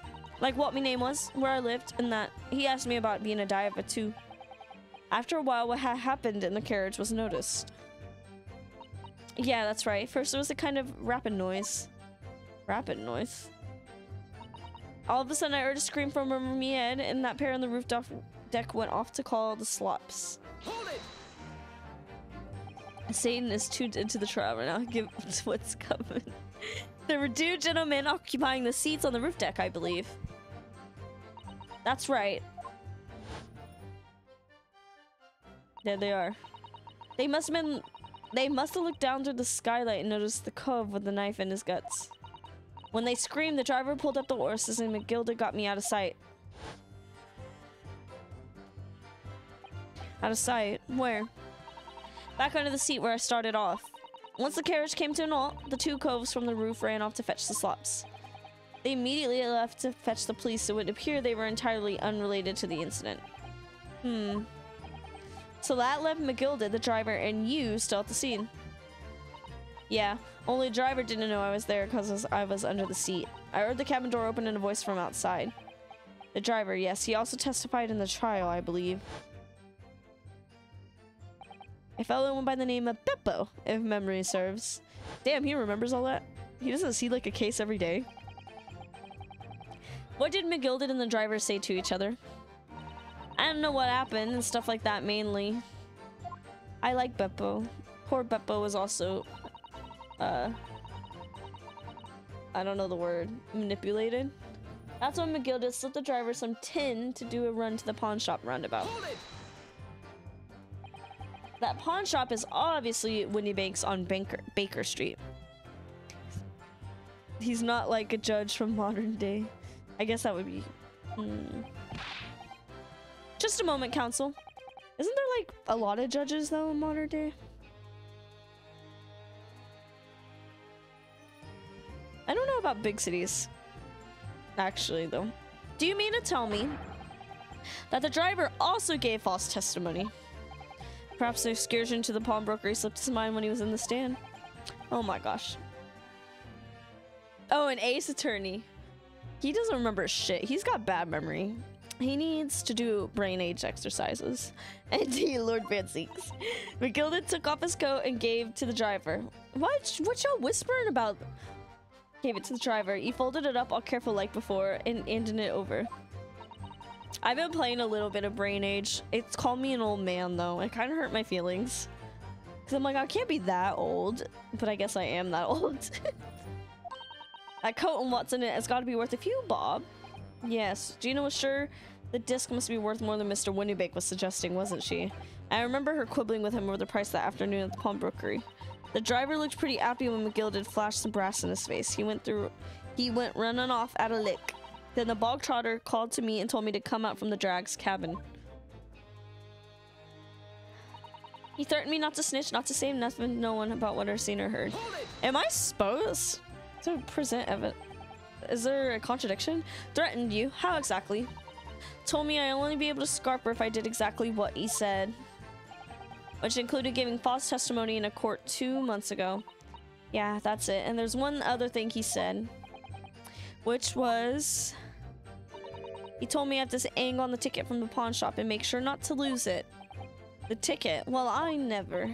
Said that if he didn't show up to get the ticket off of me before 2 months passed, I had to go to the pawn shop and pay the money to keep it in lug, to stop it being forfeited. He left me with some brass to pay for it. But really, why on earth would Mr. McGilda have done such a thing? Depositing his overcoat with a pawnbroker before the arrival of the police. It makes no sense at all. Judge, think. Think about it. I need him to think. I need him to think for himself. There would seem to be only one logical explanation, Judge. What McGilda had the driver deposit at Windy Banks was something he didn't want the police to see. I can't believe we had to tell the judge that. Something very important that he needed to hide it all. Anyway, the judge is the 5-year-olds playing this game. Anyway, after that, he let me go. So I legged it before the coppers showed up. He said ... exclamation point. Well done, Gina. It can't have been easy to tell the truth like that. Gina's really putting your faith in you, Runo. Yes, and to thank her, she'll have to face a charge of perjury once this trial's over.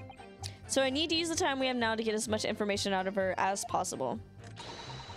It's time to really go for it. Press her on every state. I did. I did. Did I not? And another thing. What's that? Take a look at those two. Is it strange that they've been whispering to each other the whole time? Yes, it is strange. It looks like they're having a secret discussion. I'm not sure I'm completely comfortable with that. I wonder if there's anything I can do.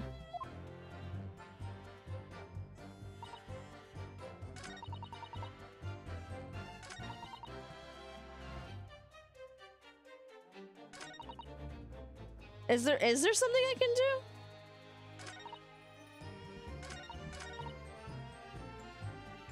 I gotta holler at them. Can I holler at them in any time? Usually it gives me an indicator to go, excuse me. Hold it. Okay, hold on. You can holler when you're in the middle of pressing. I can holler at them anytime. It's never told me I could do that before, right? Just yell into your mic. It's like the 3DS, right? I could totally believe in the 3DS version of these games you could do that.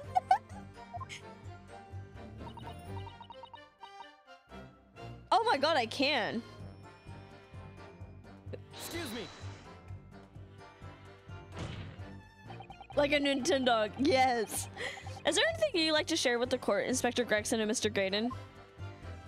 You could yell objection into the mic. I'm gonna try that. I'm gonna try that. Inspector, Mr. Graydon. What? Blimey, you're trying to give me a heart attack? You have been whispering to each other for quite some time now. He's like, excuse me. He's so baby girl. We have Van Zeeks. And then we have Ryunosuke. I think Ryunosuke is such baby girl. Like, this is baby girl. Like, really, truly baby girl. There's Van Zeek's touchscreen uses. Yes, I do. I want to know. Tell us what is the discussion about. Discussion with this fella? Pull the other one, Sunshine. You think I've gotten anything to talk about with the shady gent like this? And I have nothing to say to this uncouth detective after he deprived me of that disc that was rightfully mine. Oh man, I did want to know. I gotta go to horny jail. They've clearly been talking the entire time I've been cross-examining Gina. It's as if they've been negotiating.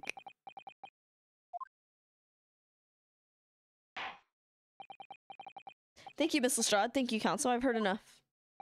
I believe we now have a reasonable understanding of what actually transpired on the omnibus. Yeah, he pulled a fast one on y'all. You're stupid. It would appear on the night 2 months ago a negotiation was taking place on the omnibus. A negotiation concerning this disc. However, matters did not run smoothly. When the parties involved began to quarrel over price, McGilda took what he wanted by force, at the expense of the other man's life. Which proves my point. The disc is clearly extremely valuable in some way. Although I don't understand why. And 2 days ago, precisely 2 months after the omnibus incident, McGilda's coat and its contents were due to be forfeited. I didn't know what I should do with the ticket. I mean, the cove died right after his trial. I knew that. So you decided you would try to claim the articles as your own.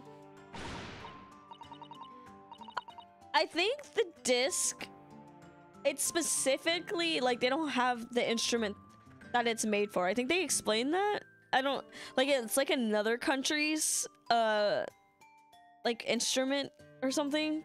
Am I right? I think they explained it. Like, it doesn't fit just any music box thing. Well, why not? They were only gonna be forfeited. Why shouldn't I have gotten? Anyway, you can't blame me for thinking about it. Thinking ain't no crime. Right, before standardized music players. Miss Lestrade, it would appear Mr. McGilda was prepared to kill in order to take possession of this disc. Do you know why that would be? I ain't got a clue. But I reckon it must be worth a fair bit of brass. He was probably gonna sell it. And you can't blame me for thinking that thinking ain't no crime. My lord. The evidence your lordship require is the box the music player? Is the box a music player for this disc?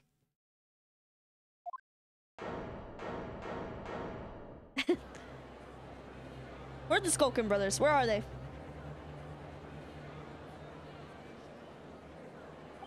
The mysterious little box deposited by McGilda 2 months ago.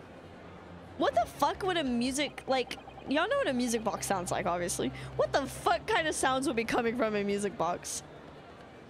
Can they make like vocal sounds? There's no doubt in my mind that it's a key piece in this far-reaching puzzle. I kind of want to keep going. If it's going to be to be continued, I kind of want to keep going. I'm going to keep going. I want to keep going a little bit. I feel like we're getting somewhere.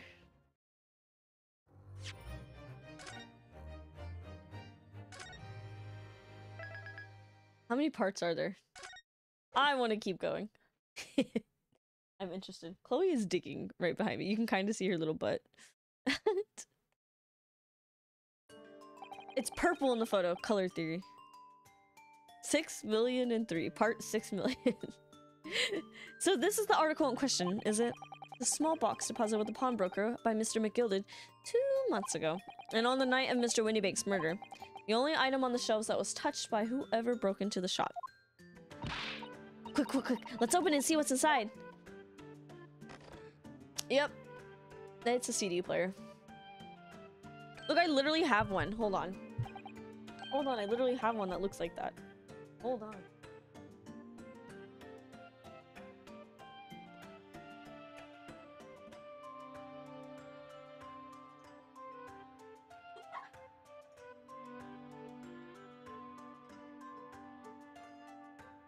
Knocked over Karopi and Alien Hello Kitty.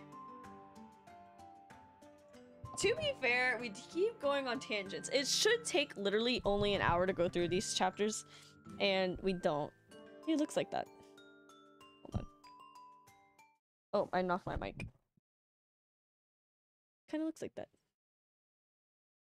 And it makes a little...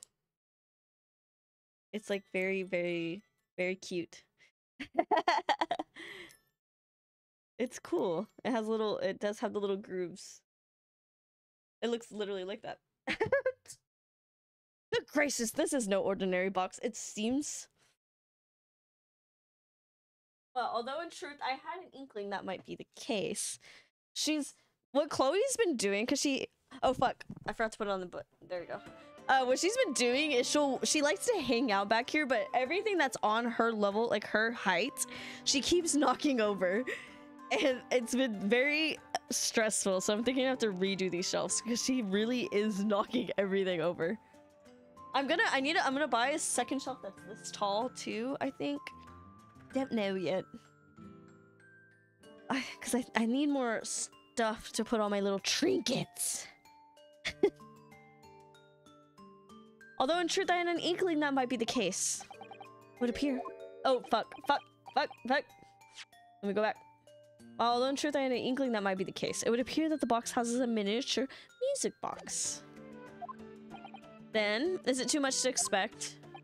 I think it would be reasonable to assume that it is a device for the playback to this disc, my lord.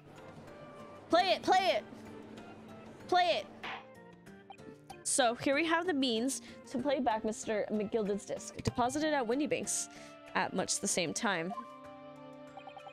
Not strictly correct, my lord. It was not McGilded's disc. It was the disc of his victims in the omnibus. But why, for heaven's sake, are we to understand that the brickmaker was trying to sell this music box disc to Mr. McGilded?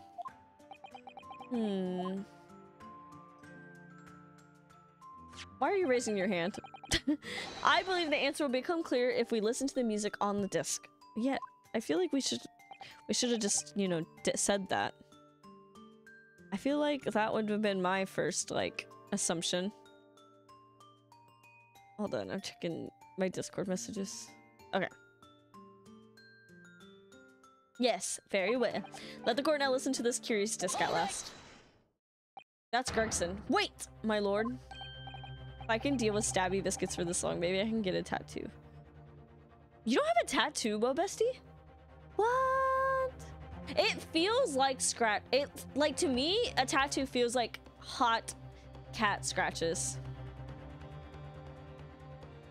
I was saying that we might take a break, give it like a little bit before we play Resolve, because back to back, Ace Attorney might, you know, gotta give people a little bit of a break for the people who aren't here because of it. Like, they're gonna play this game, so gotta give them a little something, right?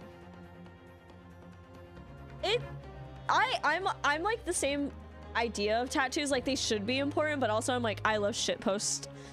So like, none of my tattoos have meaning. Except this one is a matching tattoo with my friend. But hers says, drop dead, and mine says sorry, which is kind of funny. It is, they're matching little candy hearts. It is starting to run together though, so I'm kind of sad about that. But I wish I got it in a different spot that doesn't, I don't know. Tattoo location for different tattoos makes a lot of sense. Text probably shouldn't go right there. Unless a bigger text probably should, not something smaller. Good grief, what is the meaning of this, Inspector? The music box and the disc are, well, they're unrelated to the case. No need to spoil the somber atmosphere in the courtroom with some silly bit of music. Objection. What are you saying? The disc may very well have motivated the culprit in this case to commit murder.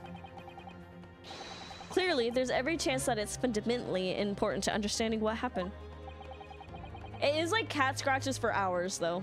It literally is like cat scratches for hours. That's what I don't know. If anyone also thinks that's what a tattoo feels like, I don't know. That's what it feels like to me, though. My longest tattoo was 4 hours, I think. It was awful. It was pretty bad. I've been workshopping one as of late, and yesterday I had the goofy idea of a Pikmin trying to pick up. That's funny. I like that. I haven't gotten a tattoo in a couple years, so I don't remember it anymore. I think my last tattoo was 2 years ago, which I feel like I need to fix that. But I want a new phone and a new camera, and a camera is basically tattoo money, so kind of, I think I have to pause on tattoos. A two-headed cow, like the little poem. I'm gonna say don't. Like I said, I like stupid tattoos, so maybe I literally have a shark with a cowboy hat on my calf, so I like stupid tattoos. So I've been thinking of a lot of different tattoos. There's so many, but tattoos have been getting more expensive. Like my art, like the artist that I usually go to, she has to charge more because rent is a lot more. You know what I mean? Kind of thing. So like I just can't really afford one right now as of lately. It's so expensive.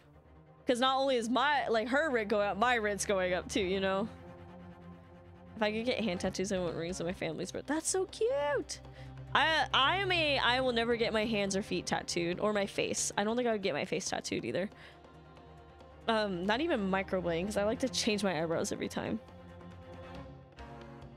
I also think I don't want my knees done. I don't know. I have like cute little scars on my knees.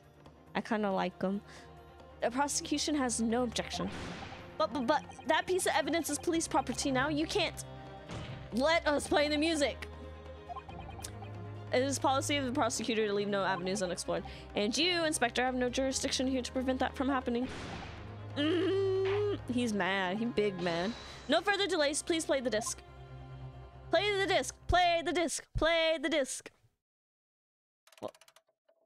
We'll take the paper off.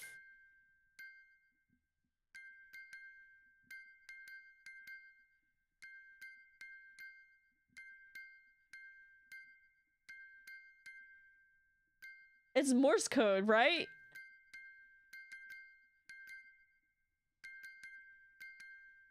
It's, yeah, the telegram lady. Of course, right?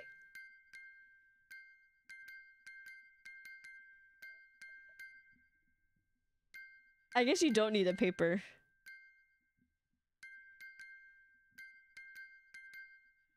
Does this count? I'm waiting until it spins all the way around. Does it just actually, I wonder if they're like, can we stop? No, we have to listen to it all. We got to. It's a song. Not me, white girl dancing. It should be. We're gonna get it translated. There's no way.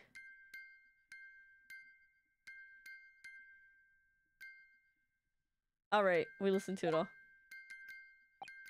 What on earth? That's certainly not what I would call music. No.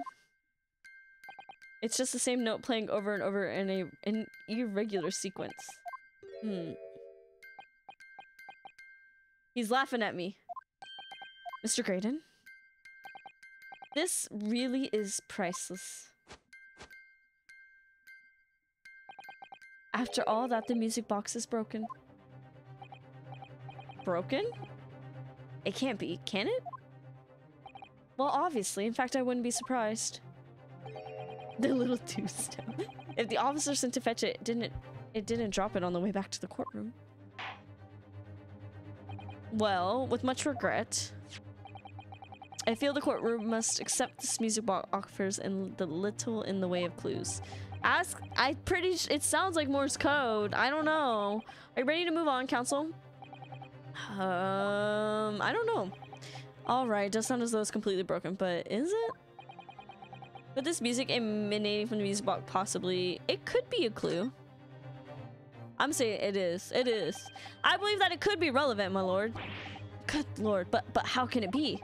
Because it's Morse code. He's a communications employee. It's an abomination, counsel. Mere noise. I fail to see how it can have any meaning whatsoever. It does sound strange, I agree, but there's one thing that's bothering me. While Graydon stands there chortling victoriously, the inspector beside him has a rather telling expression. It's as if Gregson witnesses the sound, as if he's familiar with it. The way the telegram lady is brought into this is amazing, right? And that's making him appear extremely on edge. What is this the reason why the newspaper is like things were leaked? Right? If that's the stance on the defense, my Nepalese friend answered me this. We did get the joke of, are these the only people in London? We did get that joke. Oh.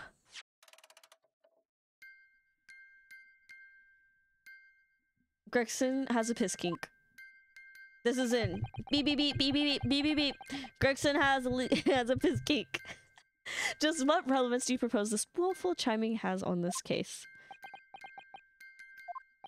It's the defense's belief that the sound emanating from these music boxes not supposed to be music.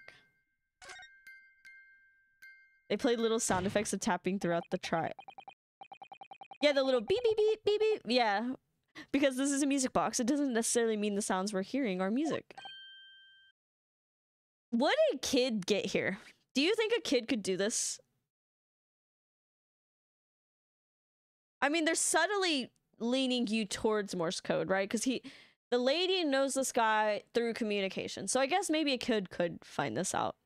But I could see a kid getting stuck here. But there is like subtle ways they're leading you to it being Morse code. Look at that. The smile vanished from Graydon's lips as soon as I said it. I don't think a kid would read. I read at like 4 or 5, I'm pretty sure. I learned to read early because my grandma was a teacher. It is probably rated teen. It probably is rated teen. I'm gonna play Fortnite with that random. I have someone random added because of Splatoon. I should play Fortnite with them. I'm on the right lines here. I must be. I think I could do this high, so I think a kid could do it.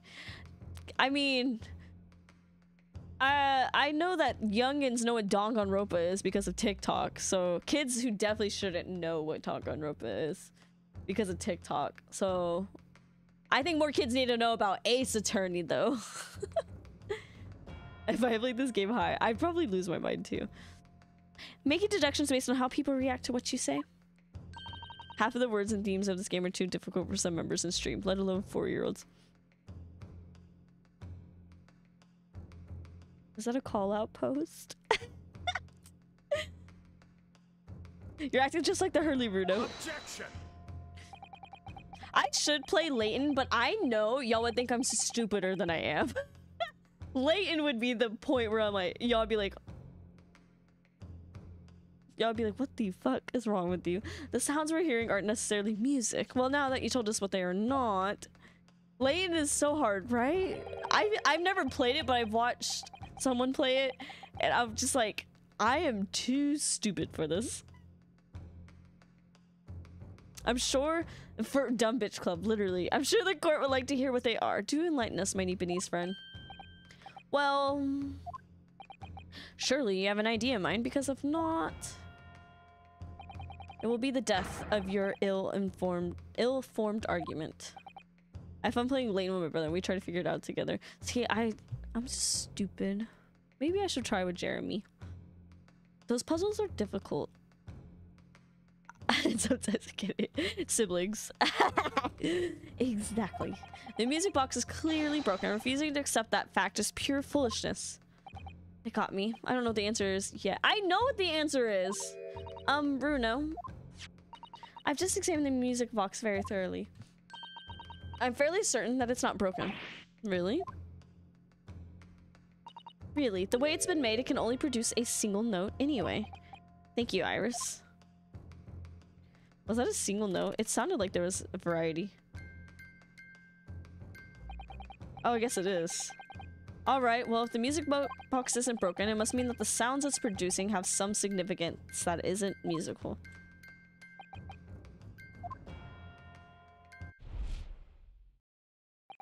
Ah! Could it be? It's what these sounds are. I know what the sounds are! Something's just struck me, Runo. I would get really mad when my family tried to help me. My family loves, like, trivia stuff. So, and puzzles and games and stuff like that. So I feel like they would have loved the Layton games. I didn't know about Layton until recently, though. Like, within the last, like, 3 years, I would say. One of the half-price books in my areas, no, JK, it was a Texas one. I had the Professor Layton and Ace Attorney collab game. It was like $140 or something like that. But I was like, damn, that's a good find. I don't need it. That is for someone else who wants it. But that is a good find. My dad is a serial backseater. I can never play games around him. I'm the serial backseater. Which is why I don't mind backseating. I don't like spoilers, obviously. Like with chat. I don't mind a little bit of backseating, though. Because I am a pretty bad backseater. Have you all played Escape Sim? I want to play that so bad. Me and my friends doing an escape room sounds like a horrifying experience, so. I started Assassin's Creed Odyssey with him in the room, and he's like backseated me so hard I cried. Aww. That's kind of cute, though. I haven't played Escape Simulator, but I did play Escape Academy when it was on the game. I need to keep checking Game Pass. Oh, I forget I have it every once in a while. I'm like, oh yeah, I have Game Pass. I feel like recently, in the past few hours even, I've heard another sound very much like the one this music box makes. Yes, it's a familiar sound. Actually, Iris, I was just thinking exactly the same thing. I'm gonna have to press the defense for an answer. Your assertion is that the sound produced by this music box is not in fact music at all. Then what the devil is it, Council? There's a really good level where you're in an art room and I had so much fun. I hate that, like, real life escape room things are like murder mysteries. I'm like, I want to do stupid little puzzles that aren't horror related. Does that make sense? I feel like a lot of IRL escape rooms are horror related. I want like fun little like you know, I don't want a horror. I don't want to be running away from a murder. I want to do stupid things. I did one IRL escape room. It was a lot of fun. We did win, but because my friend broke off the lock from the wall with tools in the room. Well, that is one way to do it. Where's my cottage court? Like, literally, that's what I want. I want, like, something, or, like, maybe even, like, beach related or so. I don't know. I don't want, like, I don't want a running from a crazy murder kind of escape room. Like that. No, I don't want that. And most of the ones that I've been around are like that. I want something different. I have to find, I just realized I need the music box to be on the little line.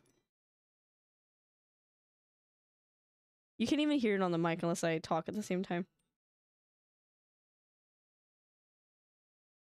The song is canceled though.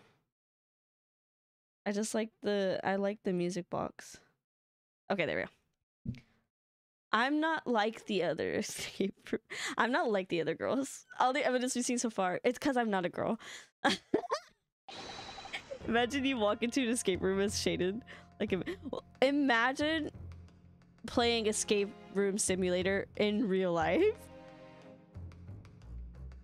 They had a zombie coming from. See, like, no. I couldn't do. I want something not scary, but something that still makes me want to do the puzzles. Like that's scary. That's so scary. I don't want that. Because I don't do like. I'm not as like a horror person. Like I don't like it's kind of funny because my fiance Jeremy, he loves horror and stuff. I'm not about it. It's just not me. That is the one thing we don't really like. I'm not really a movie person though, I guess, realistically. I can't imagine a non-scary scenario. I could see maybe like a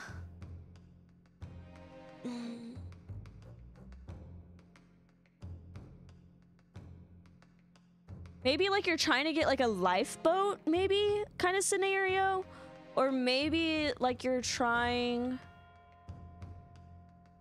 to get plane tickets. What are like this? What is like the escape room simulator scenarios?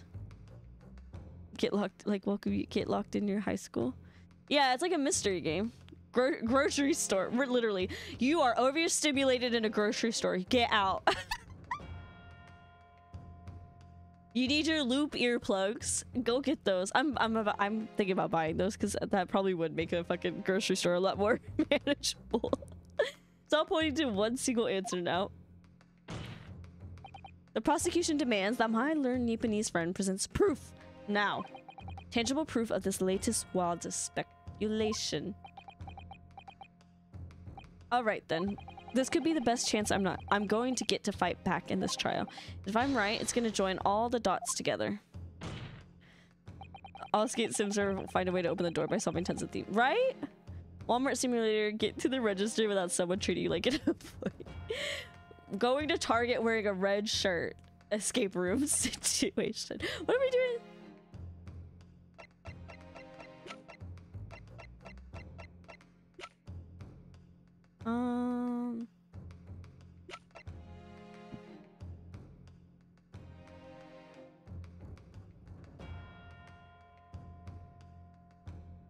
I can't present people, so what am I supposed to do here? Okay, hold on. We'll do one by one. The paperwork signed by Jean to put me in charge of showing this gains access. Registration ticket issued from the pawnbroker owned by the victim, Mr. Windybank. The blood on it has been identified in Mr. Mason's blood samples. A long, unplayable story that Mr. Sholmes deposited. It's titled The Hound of the Baskervilles. Let's read this, I guess. Victim found deceased on the last scheduled omnibus on the day after stab wound to the abdomen. Brickmaker, attorney, lawyer, defendant. She was sure with 3 by. However, surprise fourth witness.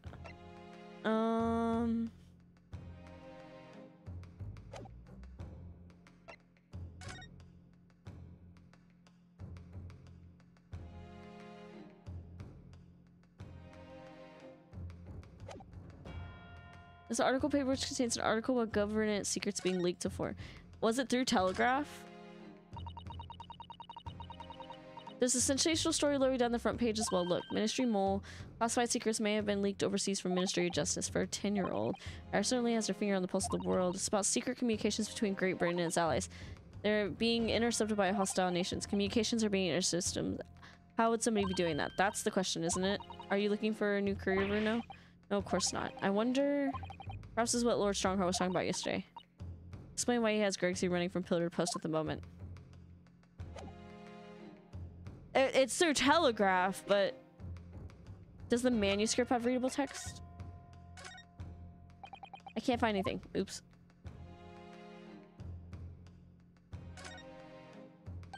The Hound of the Baskervilles. That's right. I used Daddy's notes to write it. I think it's a great story. I don't know why Hurley's forbidding me to publish it. No, it's strange, isn't it? Perhaps it's a problem with the title? Perhaps Mr. Sholmes is a family friend of someone has that name. Well, it doesn't have quite the same ring to it, but I could change it to the Hound of the Naruhodos. Fairly sure that Mr. Sholmes is a friend of someone who has that name too. They're friends? Good for them.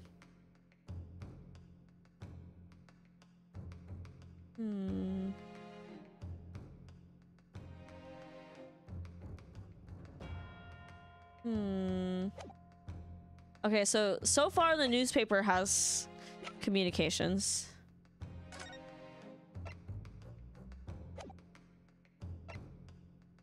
That's just a photo. I don't think a gun. I don't think the stereoscope.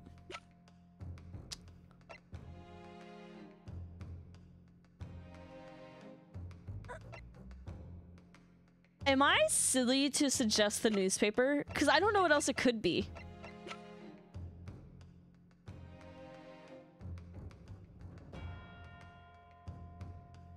What else could it be?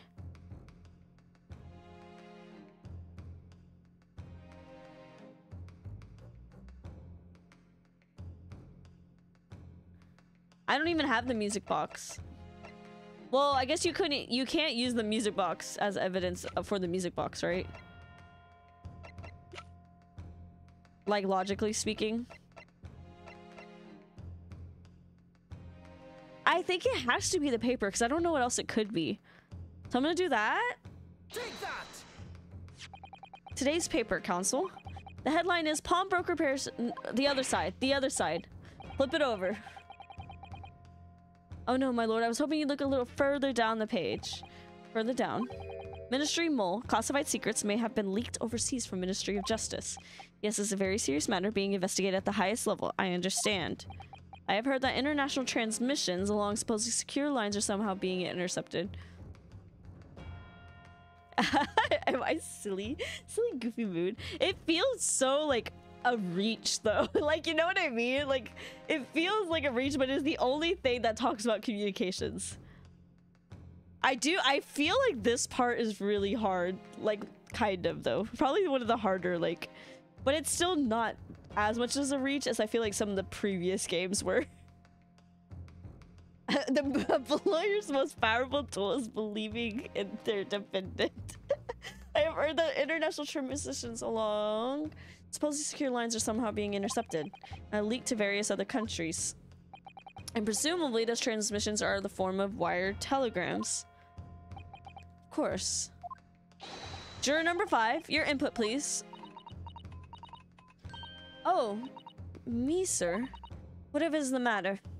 You told the court before that you worked at the same communication station as Mr. Graydon, did you not? Yes, that's correct. And the particular station where you work deals with government communications and newspaper reports. Oh, yes, we're not your run-of-the-mill communication station at all. Our work is extremely important.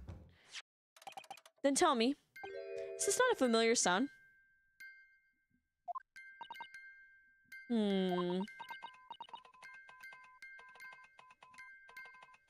She's doing it. You don't mean to say, is it? That's right, madam. It bears more than a passing resemblance to the sound made by your telegraph machine as you tap it. I believe it's called Morse code. That's the first time we say Morse code, though, so I'm like... That is kind of like we know what Morse code is, but maybe some people don't. I don't know. Maybe I'm just being kind of a silly goose. But I don't believe it. Now, correcting me, because I could believe the youngsters don't know what Morse code is. Because they don't pay, like, I don't... No, they gotta know. Because it's a teen game. It's not a kid's game, it's a teen game. Teens should know what Morse code. But I don't think a 6-year-old would know what Morse code is. Or maybe they do, because kids have a weird obsession sometimes with war history. And Morse code is very important to world war history, so... Correct me if I'm wrong, but when it comes to leaking, I'm not taking for granted the kids. I'm sorry, kids. Y'all can have your Morse code. But when it comes to leaking telegrams from government departments, you got, right, if you like mysteries, you gotta know Morse code. You don't have to know it, but you need to know about it. There could be more perfectly placed than a highly skilled communications officer. But look, I specialized in war history, so I feel like I have to know a little bit of Morse code. Are you suggesting that the music box disc contains stolen government secrets in Morse code? Okay, maybe? I don't know about stolen government secrets, but maybe something. I don't know. In the nation of Japan, they have to believe that children should be able to communicate without talking. This is called... See... It didn't know... What? Order, please, everyone. Order. But this is high treason, council, deserving of capital punishment. Too much new vocabulary. What is this tweezin? And what is capital punishment? See, you did not hurt, but like if you tried to say it right. Not me not knowing how to talk to a fedora man.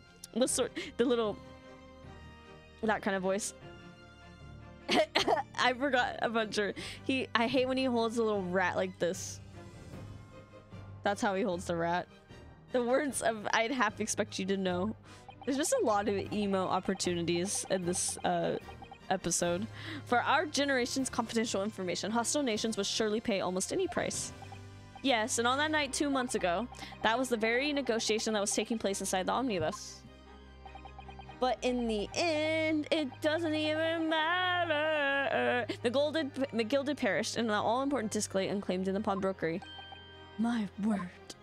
In which case, whoever stole that information in the first place must surely have been beside himself with worry. Because if the disc were to be discovered before it found its way out of the country, it would reveal an act of high treason, punishable by death. Your laptop mouse pad is broken. No! I don't even know how to fix that. Oh no, that's not good. Do you have a plug-in mouse?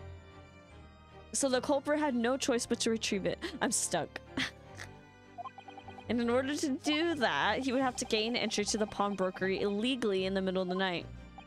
Because the article left behind by Mr. McGilded would incriminate him too much if it got into the wrong hands. You got this. Isn't that right, Mr. Graydon? The function key can turn that off. What? What? Is that a MacBook thing? Or is function FN? FN. What? I have a MacBook, but I barely use it. I literally, sometimes I use it to watch things, but I like my iPad a little more to watch things. Isn't that right, Mr. Graydon? Color theory tells me his whole eyeball is green, but it's not. But that's what it feels like. I don't have function turned on, it's just my volume buttons and such. You think I've been stealing government secrets? Preposterous. Absolutely preposterous.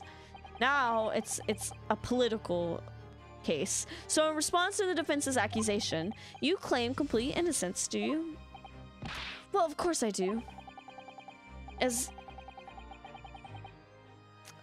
Does Swan Lady come back? I have to stand here in silence while that pretentious foreign lawyer has been prattling away.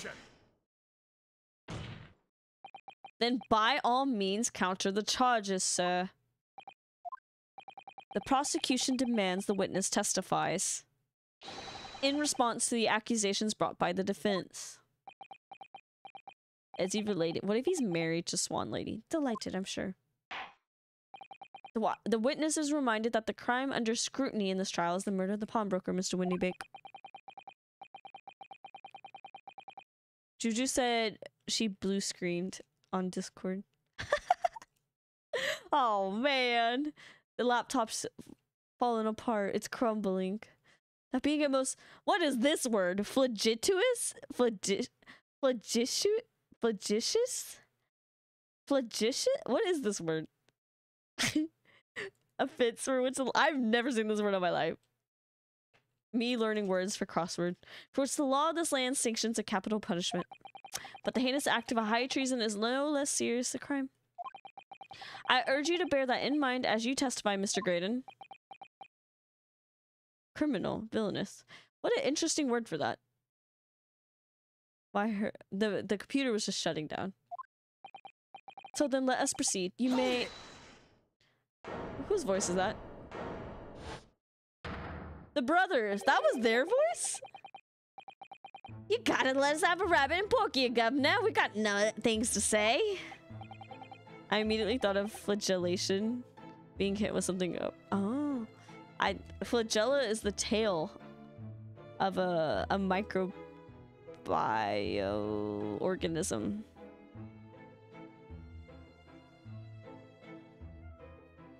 It's been a long time since I've taken biology. Much less microbiology. I beg your pardon? Who do you think you are? Name's Nash Skulkin. Occupation is professional baddie. Name's Ringo Skulkin, but we ain't baddies enough to sell out motherland.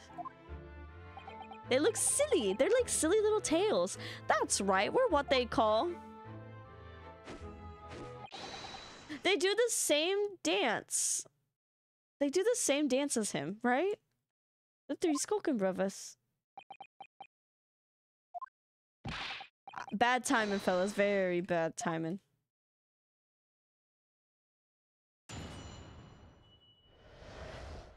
Okay. Your computer was just being a little dramatic. A mere communications officer couldn't possibly steal confidential government information. Didn't she just say y'all worked in a government building? Besides, the sounds produced by that music box aren't even Morse code. Was some low-class bookmaker negotiating with McGill? Anyway, was it not? I have no relation to the man. Look, all we done is break into the gaff the other night, like what he told us to do. If we'd known there was dodgy government secrets involved, we wouldn't have touched it. Oh. They do it in reverse, like if they did it, he'd be at the center of them facing forward. Right? What is happening here?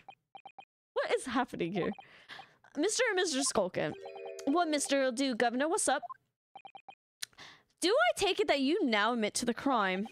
That on the night in question, you did indeed gain entry to the premises illegally. They did just rat him out. And moreover, you did so as a party of 3 in collaboration with Mr. Graydon here.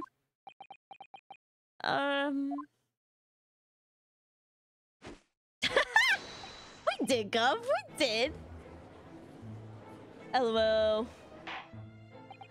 Quieten down, please. What say you to that, Mr. Graydon? I have no idea what these 2 ruffians are referring to.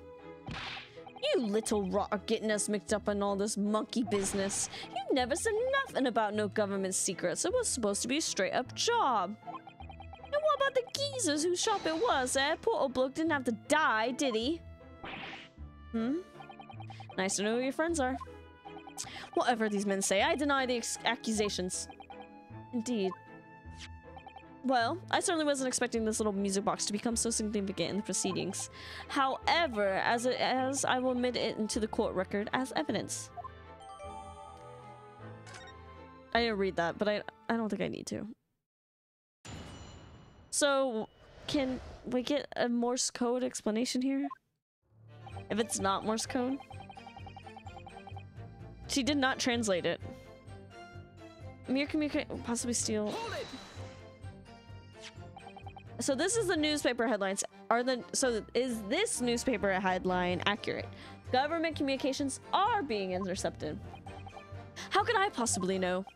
What do you mean by that? Any important government and communications are handled by high-level officers, by specialists. General members of staff in the station where I work would never be entrusted with sensitive information. Oh no, stop. Must I say something? Stop. Let me guess. Juror number 5. We regular communication station offers aren't as lowly as you're being led us to believe. A team of us are responsible for setting up and testing the telegraphs used by the ministry, and Mr. Graydon is the team leader. That's fascinating. Graydon is a highly skilled operator, currently in the presence of Idol. She said, don't fucking lie in this court. So you had access to the equipment used for these confidential communications, Mr. Graydon. Well, what of it? The transmissions are always made being Start over. Well, what of it? The transmissions are always made behind closed doors, so they can't be heard. In any case, all messages are sent in ciphered. Normal employees couldn't possibly understand them. Oh no, must say something. Stop. Mr. Graydon regularly attends meetings with ministry technicians and the ministry communications team. He assists them ensuring that there are no errors in important international communications. And he's received the top prize at the cipher cracking convention 5 years in a row now. Fascinating. Graydon is highly skilled operator, currently in presence of Idol. Stop. Well, your idol would appreciate it if you keep your mouth shut. She should really pick her idols more carefully. I tell you, this lawyer's accusations are completely unfounded. She is. Besides, Hold it! What do you mean by that? They're not? To anyone with a brain, that would be blatantly apparent on listening to that music box for even a few seconds. Of course, of course. Surely it can't be that my learned friend is unfamiliar with Morse code. Y'all just know Morse code? He looks genuinely shocked at my ignorance. So, my family is military. I've kind of talked about this. Some of my member doesn't mean I. It's complicated, okay? But I really don't like the military. But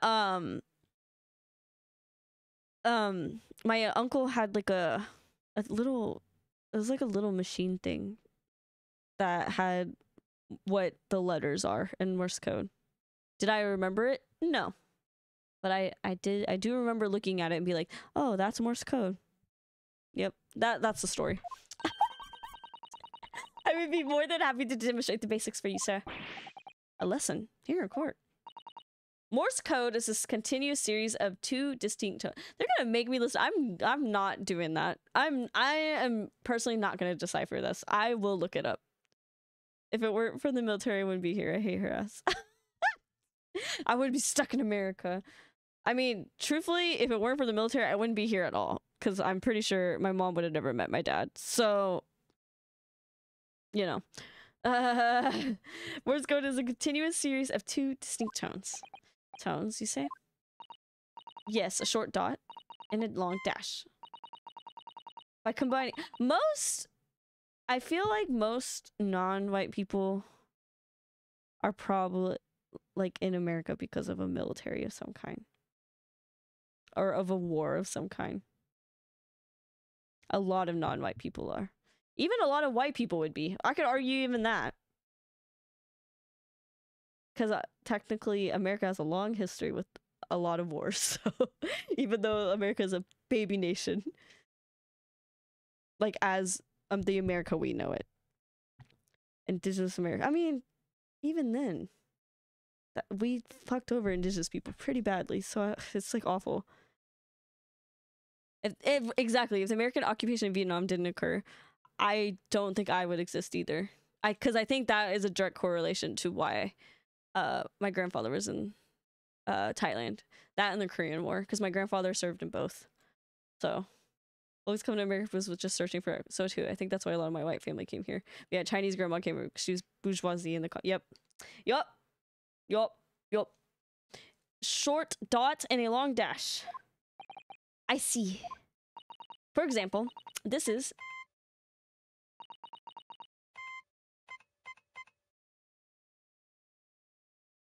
Are they gonna make me decipher this stupid fucking music box? Do you... Don't spoil. Maybe if... I'm Googling it though. I'm not deciphering this live on camera. When you listen to the sound produced by this music box...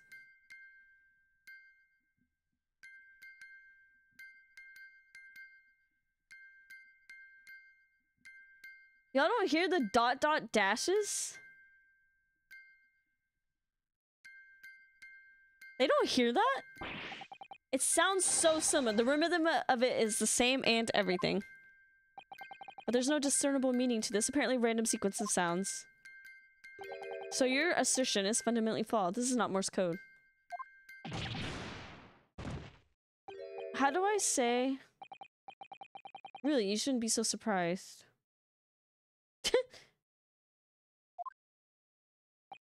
What did I tell you? That music box is nothing but a worthless piece of scrap. Perhaps you might consider studying your subject matter before casting aspersions in the future.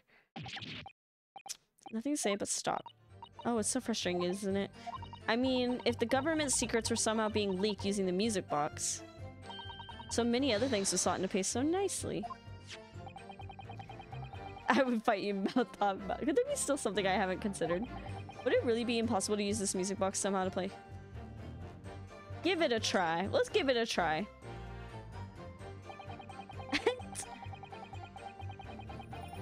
There's still every possibility that this music box was instrumental in the leaking of government secrets. That's the belief of the defense, at least. Objection. Does it please you in some way manipulating these friends to repeat the same line of argument ad infinitum?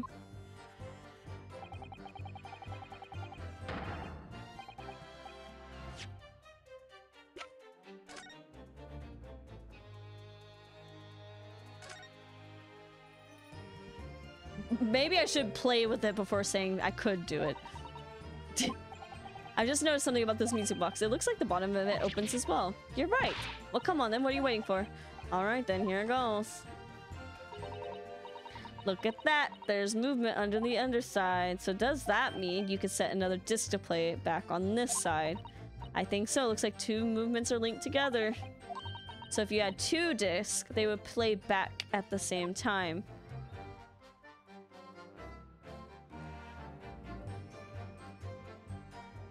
All right, what does that tell me? We don't have two discs, do we?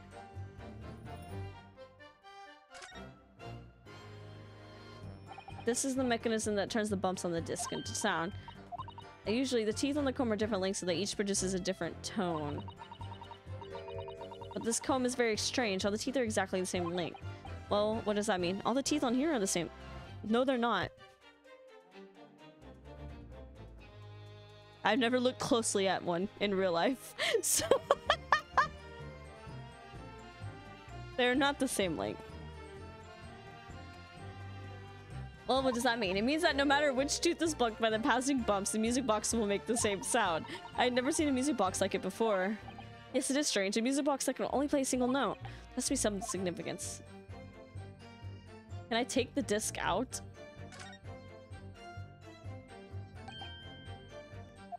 Couldn't be more perfect fit, so there's no questions. The disc was designed to be played in this music. Despite that, the sound it produces are neither musical, nor do they appear to have any meaning. Just doesn't make sense. I wonder if perhaps there's more than music box than meets the eye. Okay, well, we met the music box. Who would have thought there would be a second movement on the underside of the box? And the movement is like the other one. The comb's teeth are all the same length. This movement is only producing a single tone like the other one. Yes, it must, except that the length of the teeth on two combs isn't the same, so the single tone produced by the movement will be different to the single tone we've already heard. Basically, each movement can only produce a single note, but the notes they produce are different.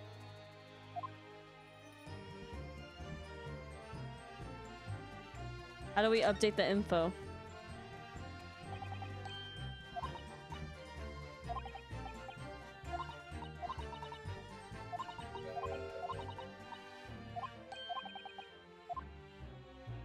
Anything else? Did it update it?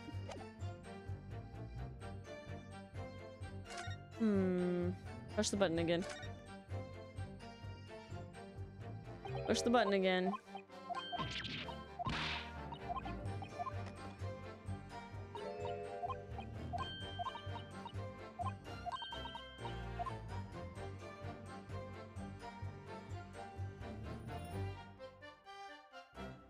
Okay, it doesn't need to actually... He's gonna be like, pointing out how. That's what's gonna happen. Yes, I'm well aware of that.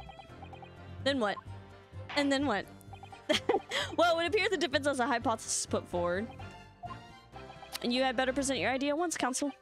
How do you propose that the music box, which appears to produce only a single tone, could have been used to decipher secret messages into Morse code?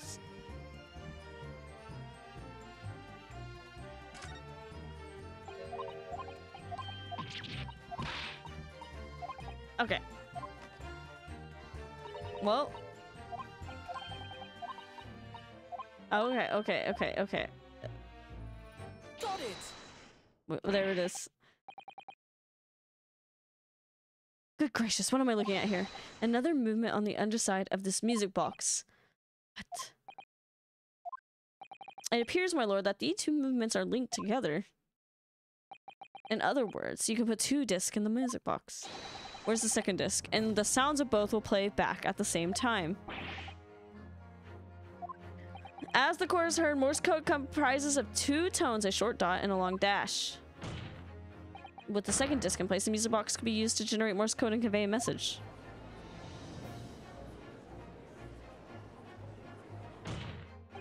This is beyond a joke. I'm sorry? This poor excuse for a lawyer has absolutely no evidence to support his claims. Though, of course, if my learned friend were able to present the court with the second disc, that would be another matter. Well, I can't at the moment. And may I remind the court that, as the witness has pointed out, he was not the one in the omnibus with McGilded 2 months ago, striking a deal over the disc or disc. Indeed, that was Mr. Mason, the brickmaker.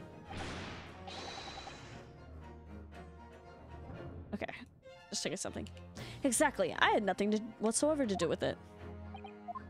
Though it has holes, I must admit the argument presented by the defense had much promise. I believe the cross-examination should continue. The link between Graydon and the victim of the omnibus case must be here somewhere. I haven't found it yet. Oh dear. It looks like you need to give your argument more strength. You will reiterate your testimony, if you please, Mr. Graydon. If I must, though I maintain exactly what I did at the start of this pointless cross-examination. Okay, what am I trying to prove here? What is the contradiction? I'm hydrating and stretching. I probably should stand. I don't want to, though.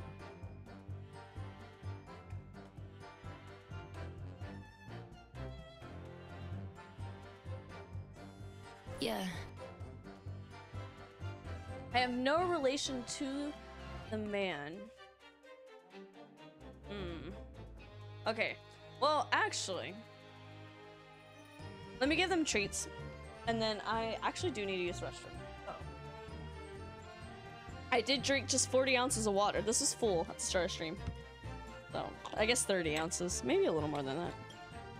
Man, I'm so happy that I finally got to buy the Ariani Fortnite skin.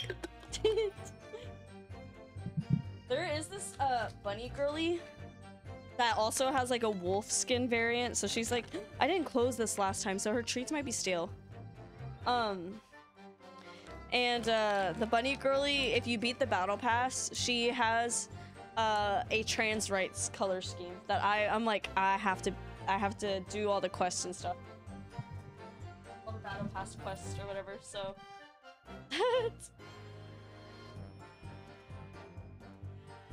there you go.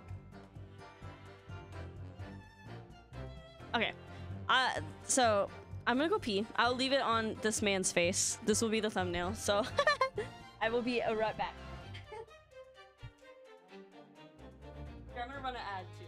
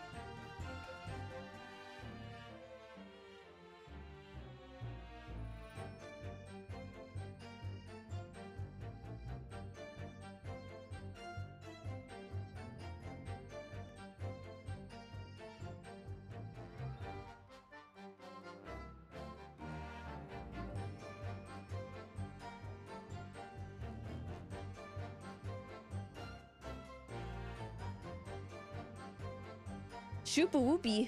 Shoopa whoopie. What does that mean? Shoopa whoopie. Okay. I just realized I've been playing this stupid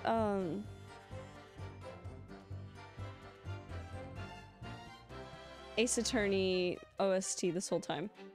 So my computer wobbly was free. Simlish. I want to play Sims. I kind of want to play Sims. All right. I do want a snack, but I feel like we're so close to beating this case. Am I close, or should I have taken a break at the at the intermission? There's some low-class brick maker negotiating with Mr. McGilden anyway, was it not? I have no relation to the man. Hold it! Are we sure you don't have any relation?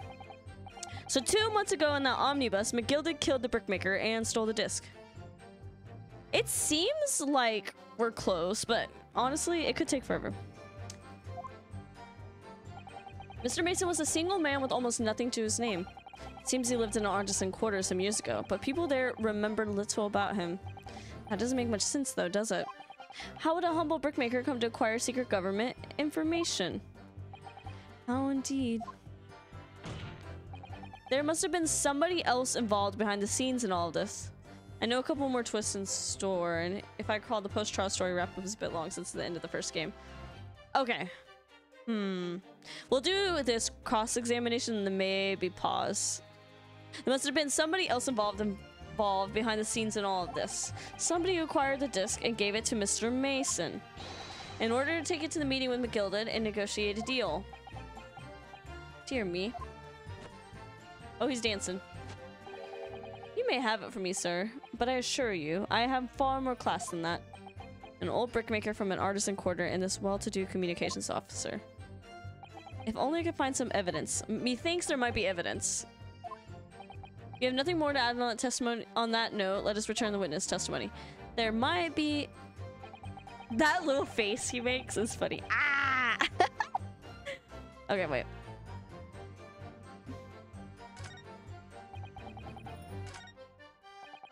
Okay, wait, hold on.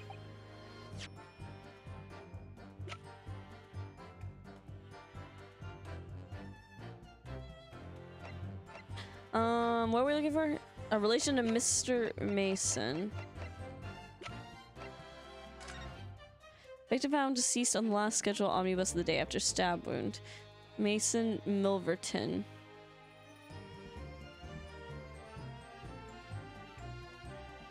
Brickmaker, East End of London.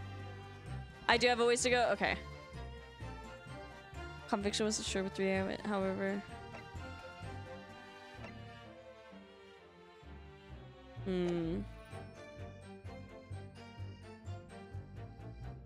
I'd say you could do another stream. It would take like an hour maybe. Plus conversations. So a stream's worth, right? Okay, so...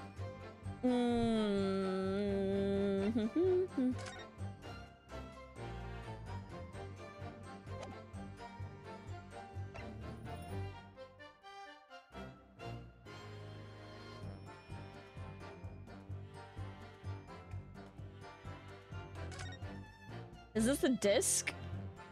No, it's, yeah, the coat with the disc in it. I think that might be the evidence, but I'm gonna press the Skulkin brothers real quick.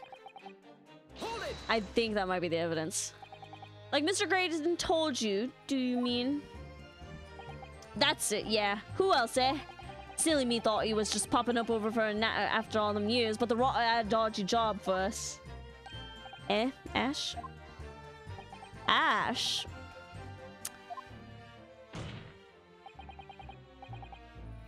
There's some shadows on his hand I don't think I remember seeing. Or maybe my eyes have been opened up after seeing the Northern Lights. Let me stop you there, Mr. Skulkin. After all them years, you say? Do you mean to tell me that Mr. Graydon is an acquaintance of yours? We're the sociable kind of baddies, you know? Sure, let's say Graydon's an old China. Look at his little cheeks. Excuse me. Excuse me, what do you got to say about that?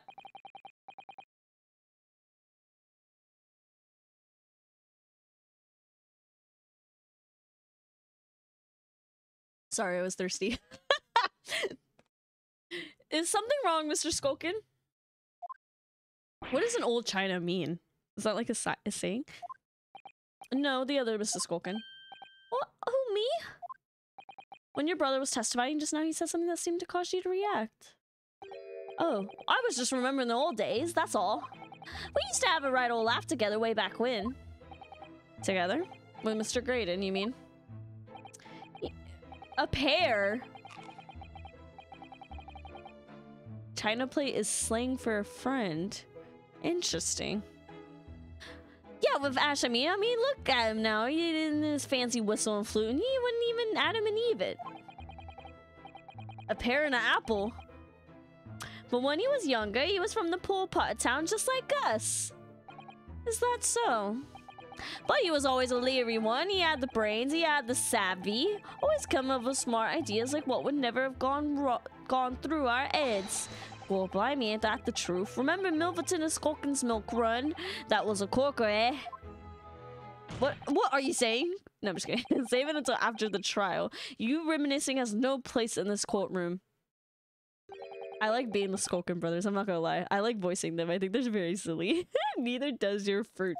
Says the one who's drinking blood out of the goblet.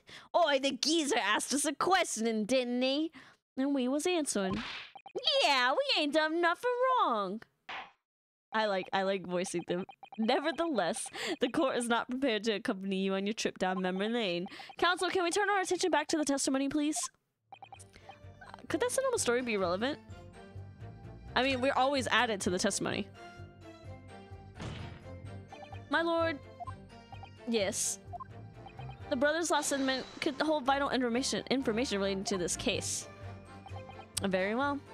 I will permit. Briefly. Say no more, Skulkin's never skulkin'. I would do it just for fun.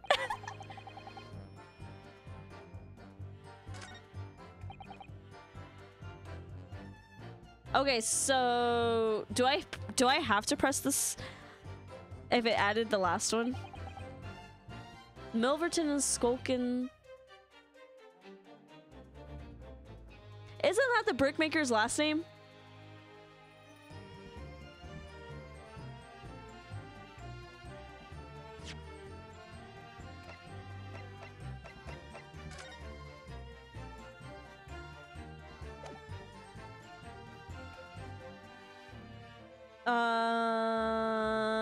Is that the right evidence to present? I mean, I think that's the right evidence to present. Objection. Oh, fuck. Fuck! I had to press it first, don't I? Fuck, I mean, I win a perfect run, but like, damn it. I had to press it first. Oh my gosh. No, there is something interesting about it. What am I'm supposed to press it first. I have to. Oh my god. What the hell? Y'all know it's just like me writing an essay. Consider the implications. I'm sure I'm gonna regret asking, but exactly was that some kind of business? Just a little scheme we had going back when we was youngsters. A bit of fun, really. Delivering fresh milk to the locals. That was what it was all about. That sounds alarmingly legitimate. There must be a catch. This is why you invite them onto a boat. The implication. I suppose, since we're here, I should ask them to elaborate. The name. I had to press first. Of course I had to press first. So this business was just a bit of fun, you say? And it was just yourselves and Mr. Graydon involved? Yeah, that's it. Milverton and Skulkin's milk run, was it? Yeah, that's it. And where did the Milverton part come from? Oh, right. I thought a clever claw.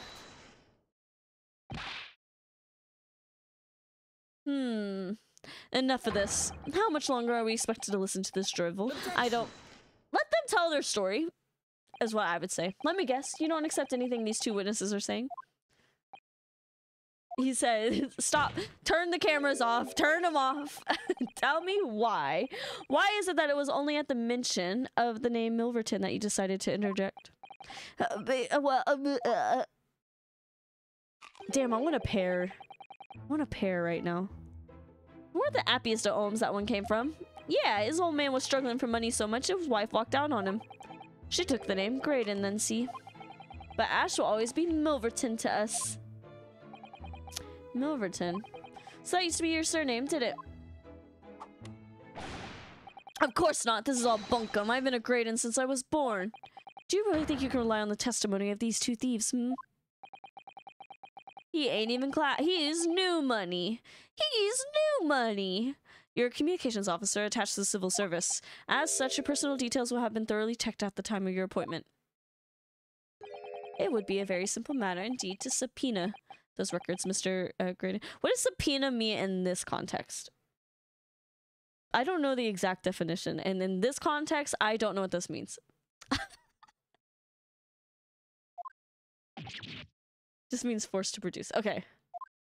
Well, it would appear that Mr. and Mr. Skulkin's testimony has been reliable for once. You were born Ashley Milverton, then. Is that correct? Yeah, we needed to explain that that's when the name come from. I jumped to conclusions there. I did jump to conclusions.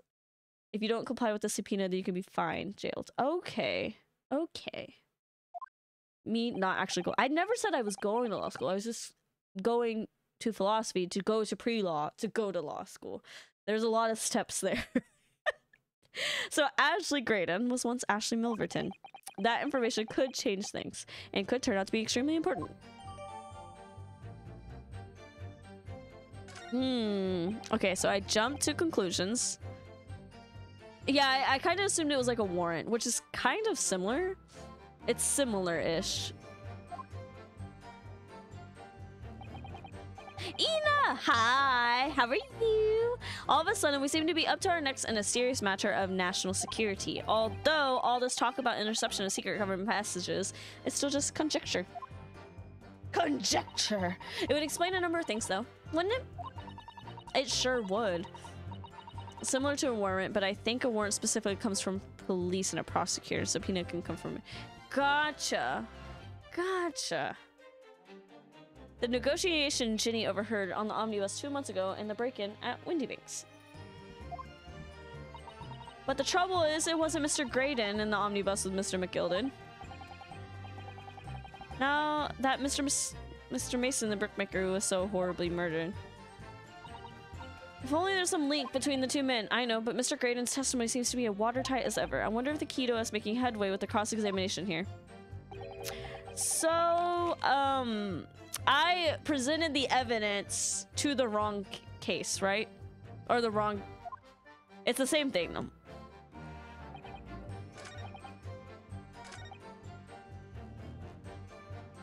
Okay, so we're gonna present... Now... We're gonna present that. Wrong thing. But I had to press that information to see what the name was linked to. Yeah. I jumped to conclusions. Mr. Ashley Milverton. Tell me, why did you try to hide your former name from the court? Because I haven't gone by that name for years. It means nothing to me. No, I don't think that's the real explanation at all. The truth is, you had a reason to hide that name. Explain yourself, please, counsel. I have here the notes from the omnibus case, my lord. And as we all know, the victim, the man who we now understand to have been negotiating with McGilded. Yes, Mr. Mason, the brickmaker. That's right, only Mason wasn't his surname at all. It was his given name. His full name was Mason Milverton. Milverton? Do you mean to say that, saints alive, Mr. Ashley Milverton, is it not the case that the brickmaker was your father? I don't...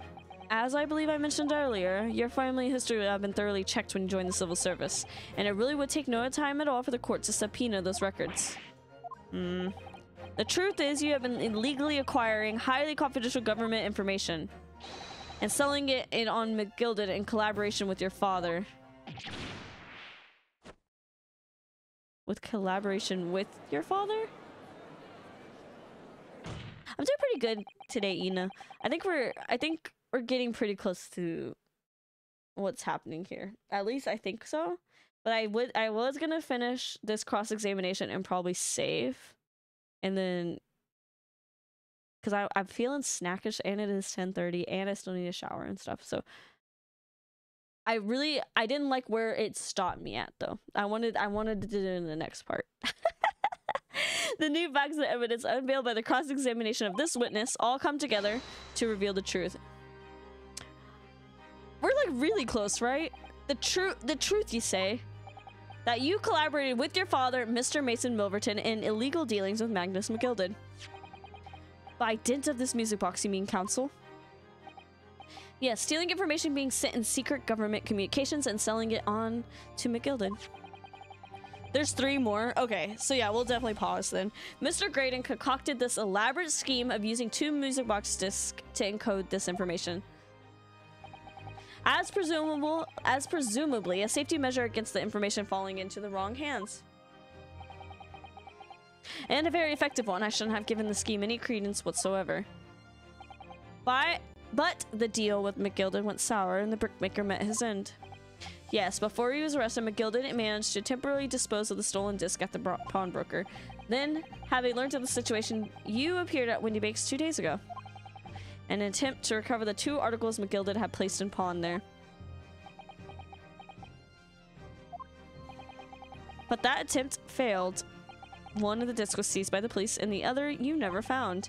So that same night, you enlisted the help of the Skolkin brothers and broke into the pawnbrokery. This time, determined to recover the second disc. Are you suggesting the second disc was inside the music box? Eh? We never knew nothing about that. On the night that Mr. Windybake was killed,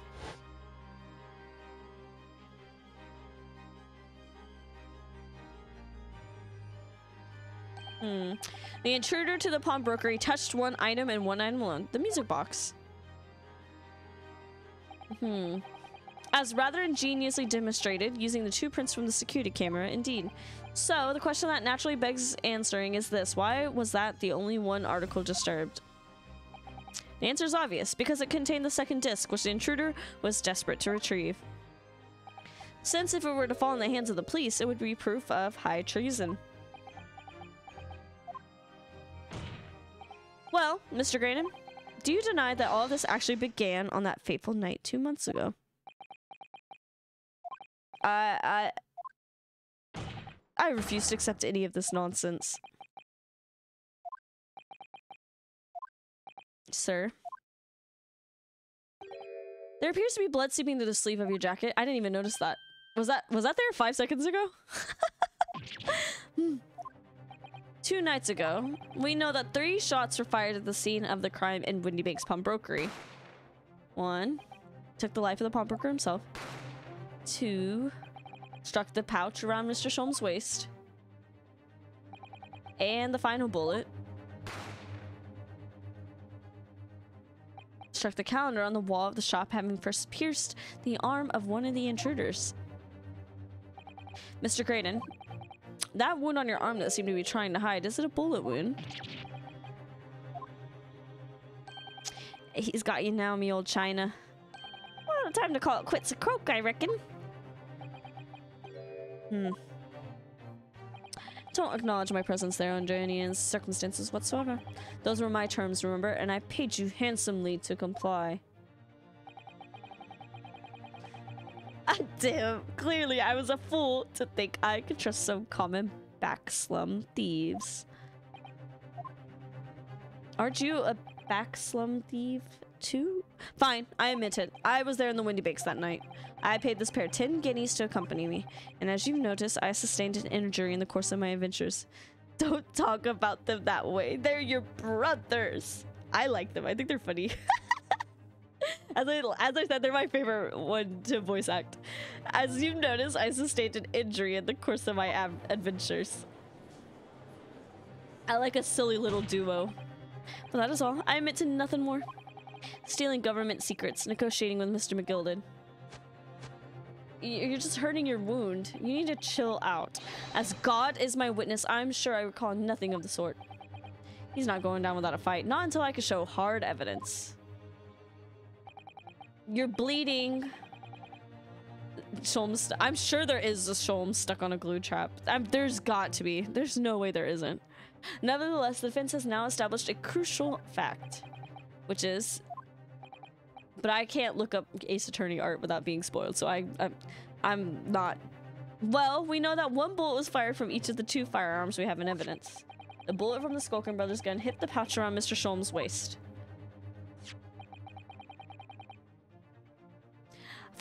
I for some reason thought the glue trap was like an older meme. It does give off older meme vibes though, doesn't it? I guess it is pretty recently, but it gives me like 2010s Tumblr meme vibes. if that makes sense. And the bullet from Mr. Winniebake's gun. Clearly, it must have been the one that caught Mr. Graydon on the arm. Dobby was originally from 2021. Okay. And it got repurposely. Yeah, the Ace Attorney, I single-handedly am making fan art of... Well, I see original trilogy fan art more than Great Ace Attorney fan art. I need more Great Ace Attorney fan art, though. Clearly, it must have been the one that caught Mr. Graydon on the arm. Also, the person made it because they hate Dobby.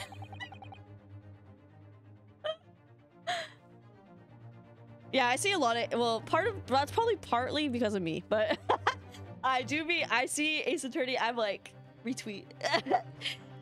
Indeed it must. We can rule out the possibility that the man shot himself. And that leads us to only one conclusion. Mr. Winnebake was shot by a third gun, which could only have been fired by the third intruder. Goodness. Yeah, Ace Attorney OG, the original trilogy, definitely. I see the most fan art of that one. I love Phoenix Wright. I would die for that man. I would love for that man. And I have... I mean, would you love for that man? I have never met that man. I love Phoenix. That's right, Mr. Graydon. The only person who could have possibly shot Mr. Winnebake that night is you. I am sorry to this man. Who is that?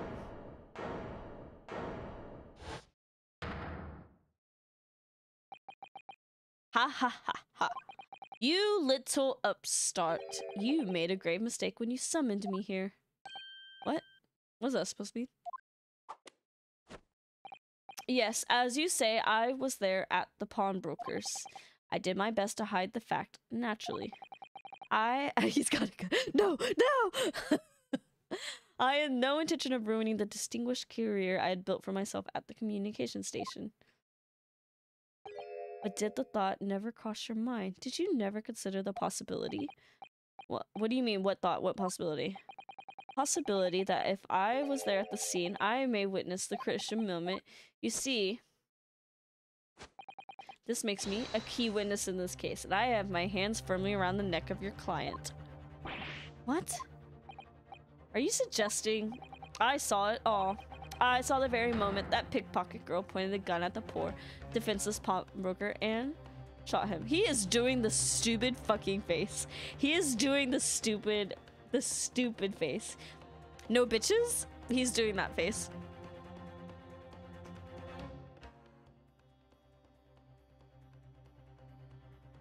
No bitches? Okay, it's a little different, but... If I was the judge, I'd be like, I do not believe you. Literally. But you have to listen. That's the thing. It sucks. You have to be like... I saw the very moment that pickle... I'm like, it's like, this is all very convenient, isn't it? I love the no bit. I really should make the shark one I did, but I just feel like it's so niche. I have to take down my Redbubble store because Redbubble's being a little bitch right now. Order! Order! Order. Well, it would seem we are finally entering the last act of this theatrical trial. Mr. Graydon. Mitsuki no bitches emote. Time to get those Photoshop skills to the test. I mean, they are being a bitch. I trust you are fully aware of the implications here. If it is shown that your claim is false, you will have incriminated yourself as the killer. Oh, I understand fully. And I must ask you to give your formal testimony once more. Explain to the court precisely what you saw at the moment the defendant allegedly shot the victim. Okay. Nothing would give me greater pleasure. It keeps putting us on juicy spots, but we are gonna pause here. Or, like, let's save. So we can finish the game on...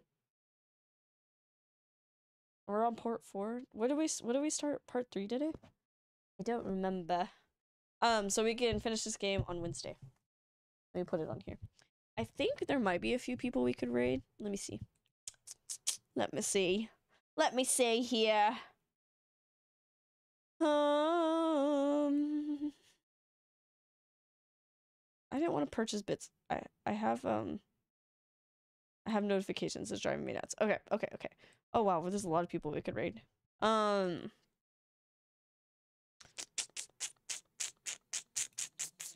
do we got here? Wait, hold on. Let me play some more. I accidentally hold on. Oh. It was this one that we started streaming. There we go. All right, music.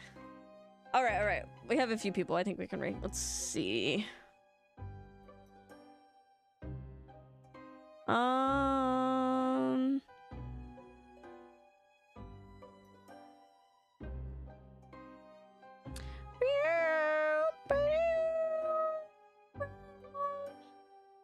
I'm guessing. Should we raid Katie? Oh, you can hear that. It looks like she's doing a donathon for art. So we're gonna go raid small goldfish. Let me copy. Raid at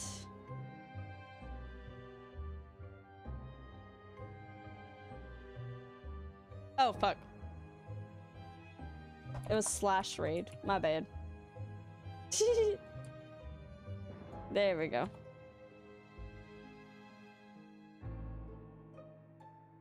Oh my god, why isn't that working? Try that? There we go. Jesus, that took so long. Yes, join the Discord. Follow me on socials. Try not to buy anything on Redbubble right now because I have beef. Other than that, everything's fine. Thank y'all for being here. We are gonna finish this game this week for sure. We're gonna finish this game, and then I don't know what I'm gonna do. So we'll figure that out. We'll figure that out as we go. I got Karopi here. Say hi to Katie, and she's doing a donathon with art. So go say hi. She is a goatfish, literally VTuber. And is the music really loud? It seems it's loud in my fucking ears. So Nice. This channel has follower subscriber only chat. It tells you that now? That is actually kind of nice. But it's fine. Just go say hi. If not, just be a lurker. It's fine. I lurk in a lot of people's chats. I don't chat in every single one. So I get it. But yeah, we'll finish this game Wednesday probably. As long as I'm not sick. You can always follow or go into the Discord. Not follow the Discord. Go into the Discord. And that's usually when I talk about cancel streams. But other than that, yeah. Go have fun at Katie's house. I'll see y'all later. Bye-bye.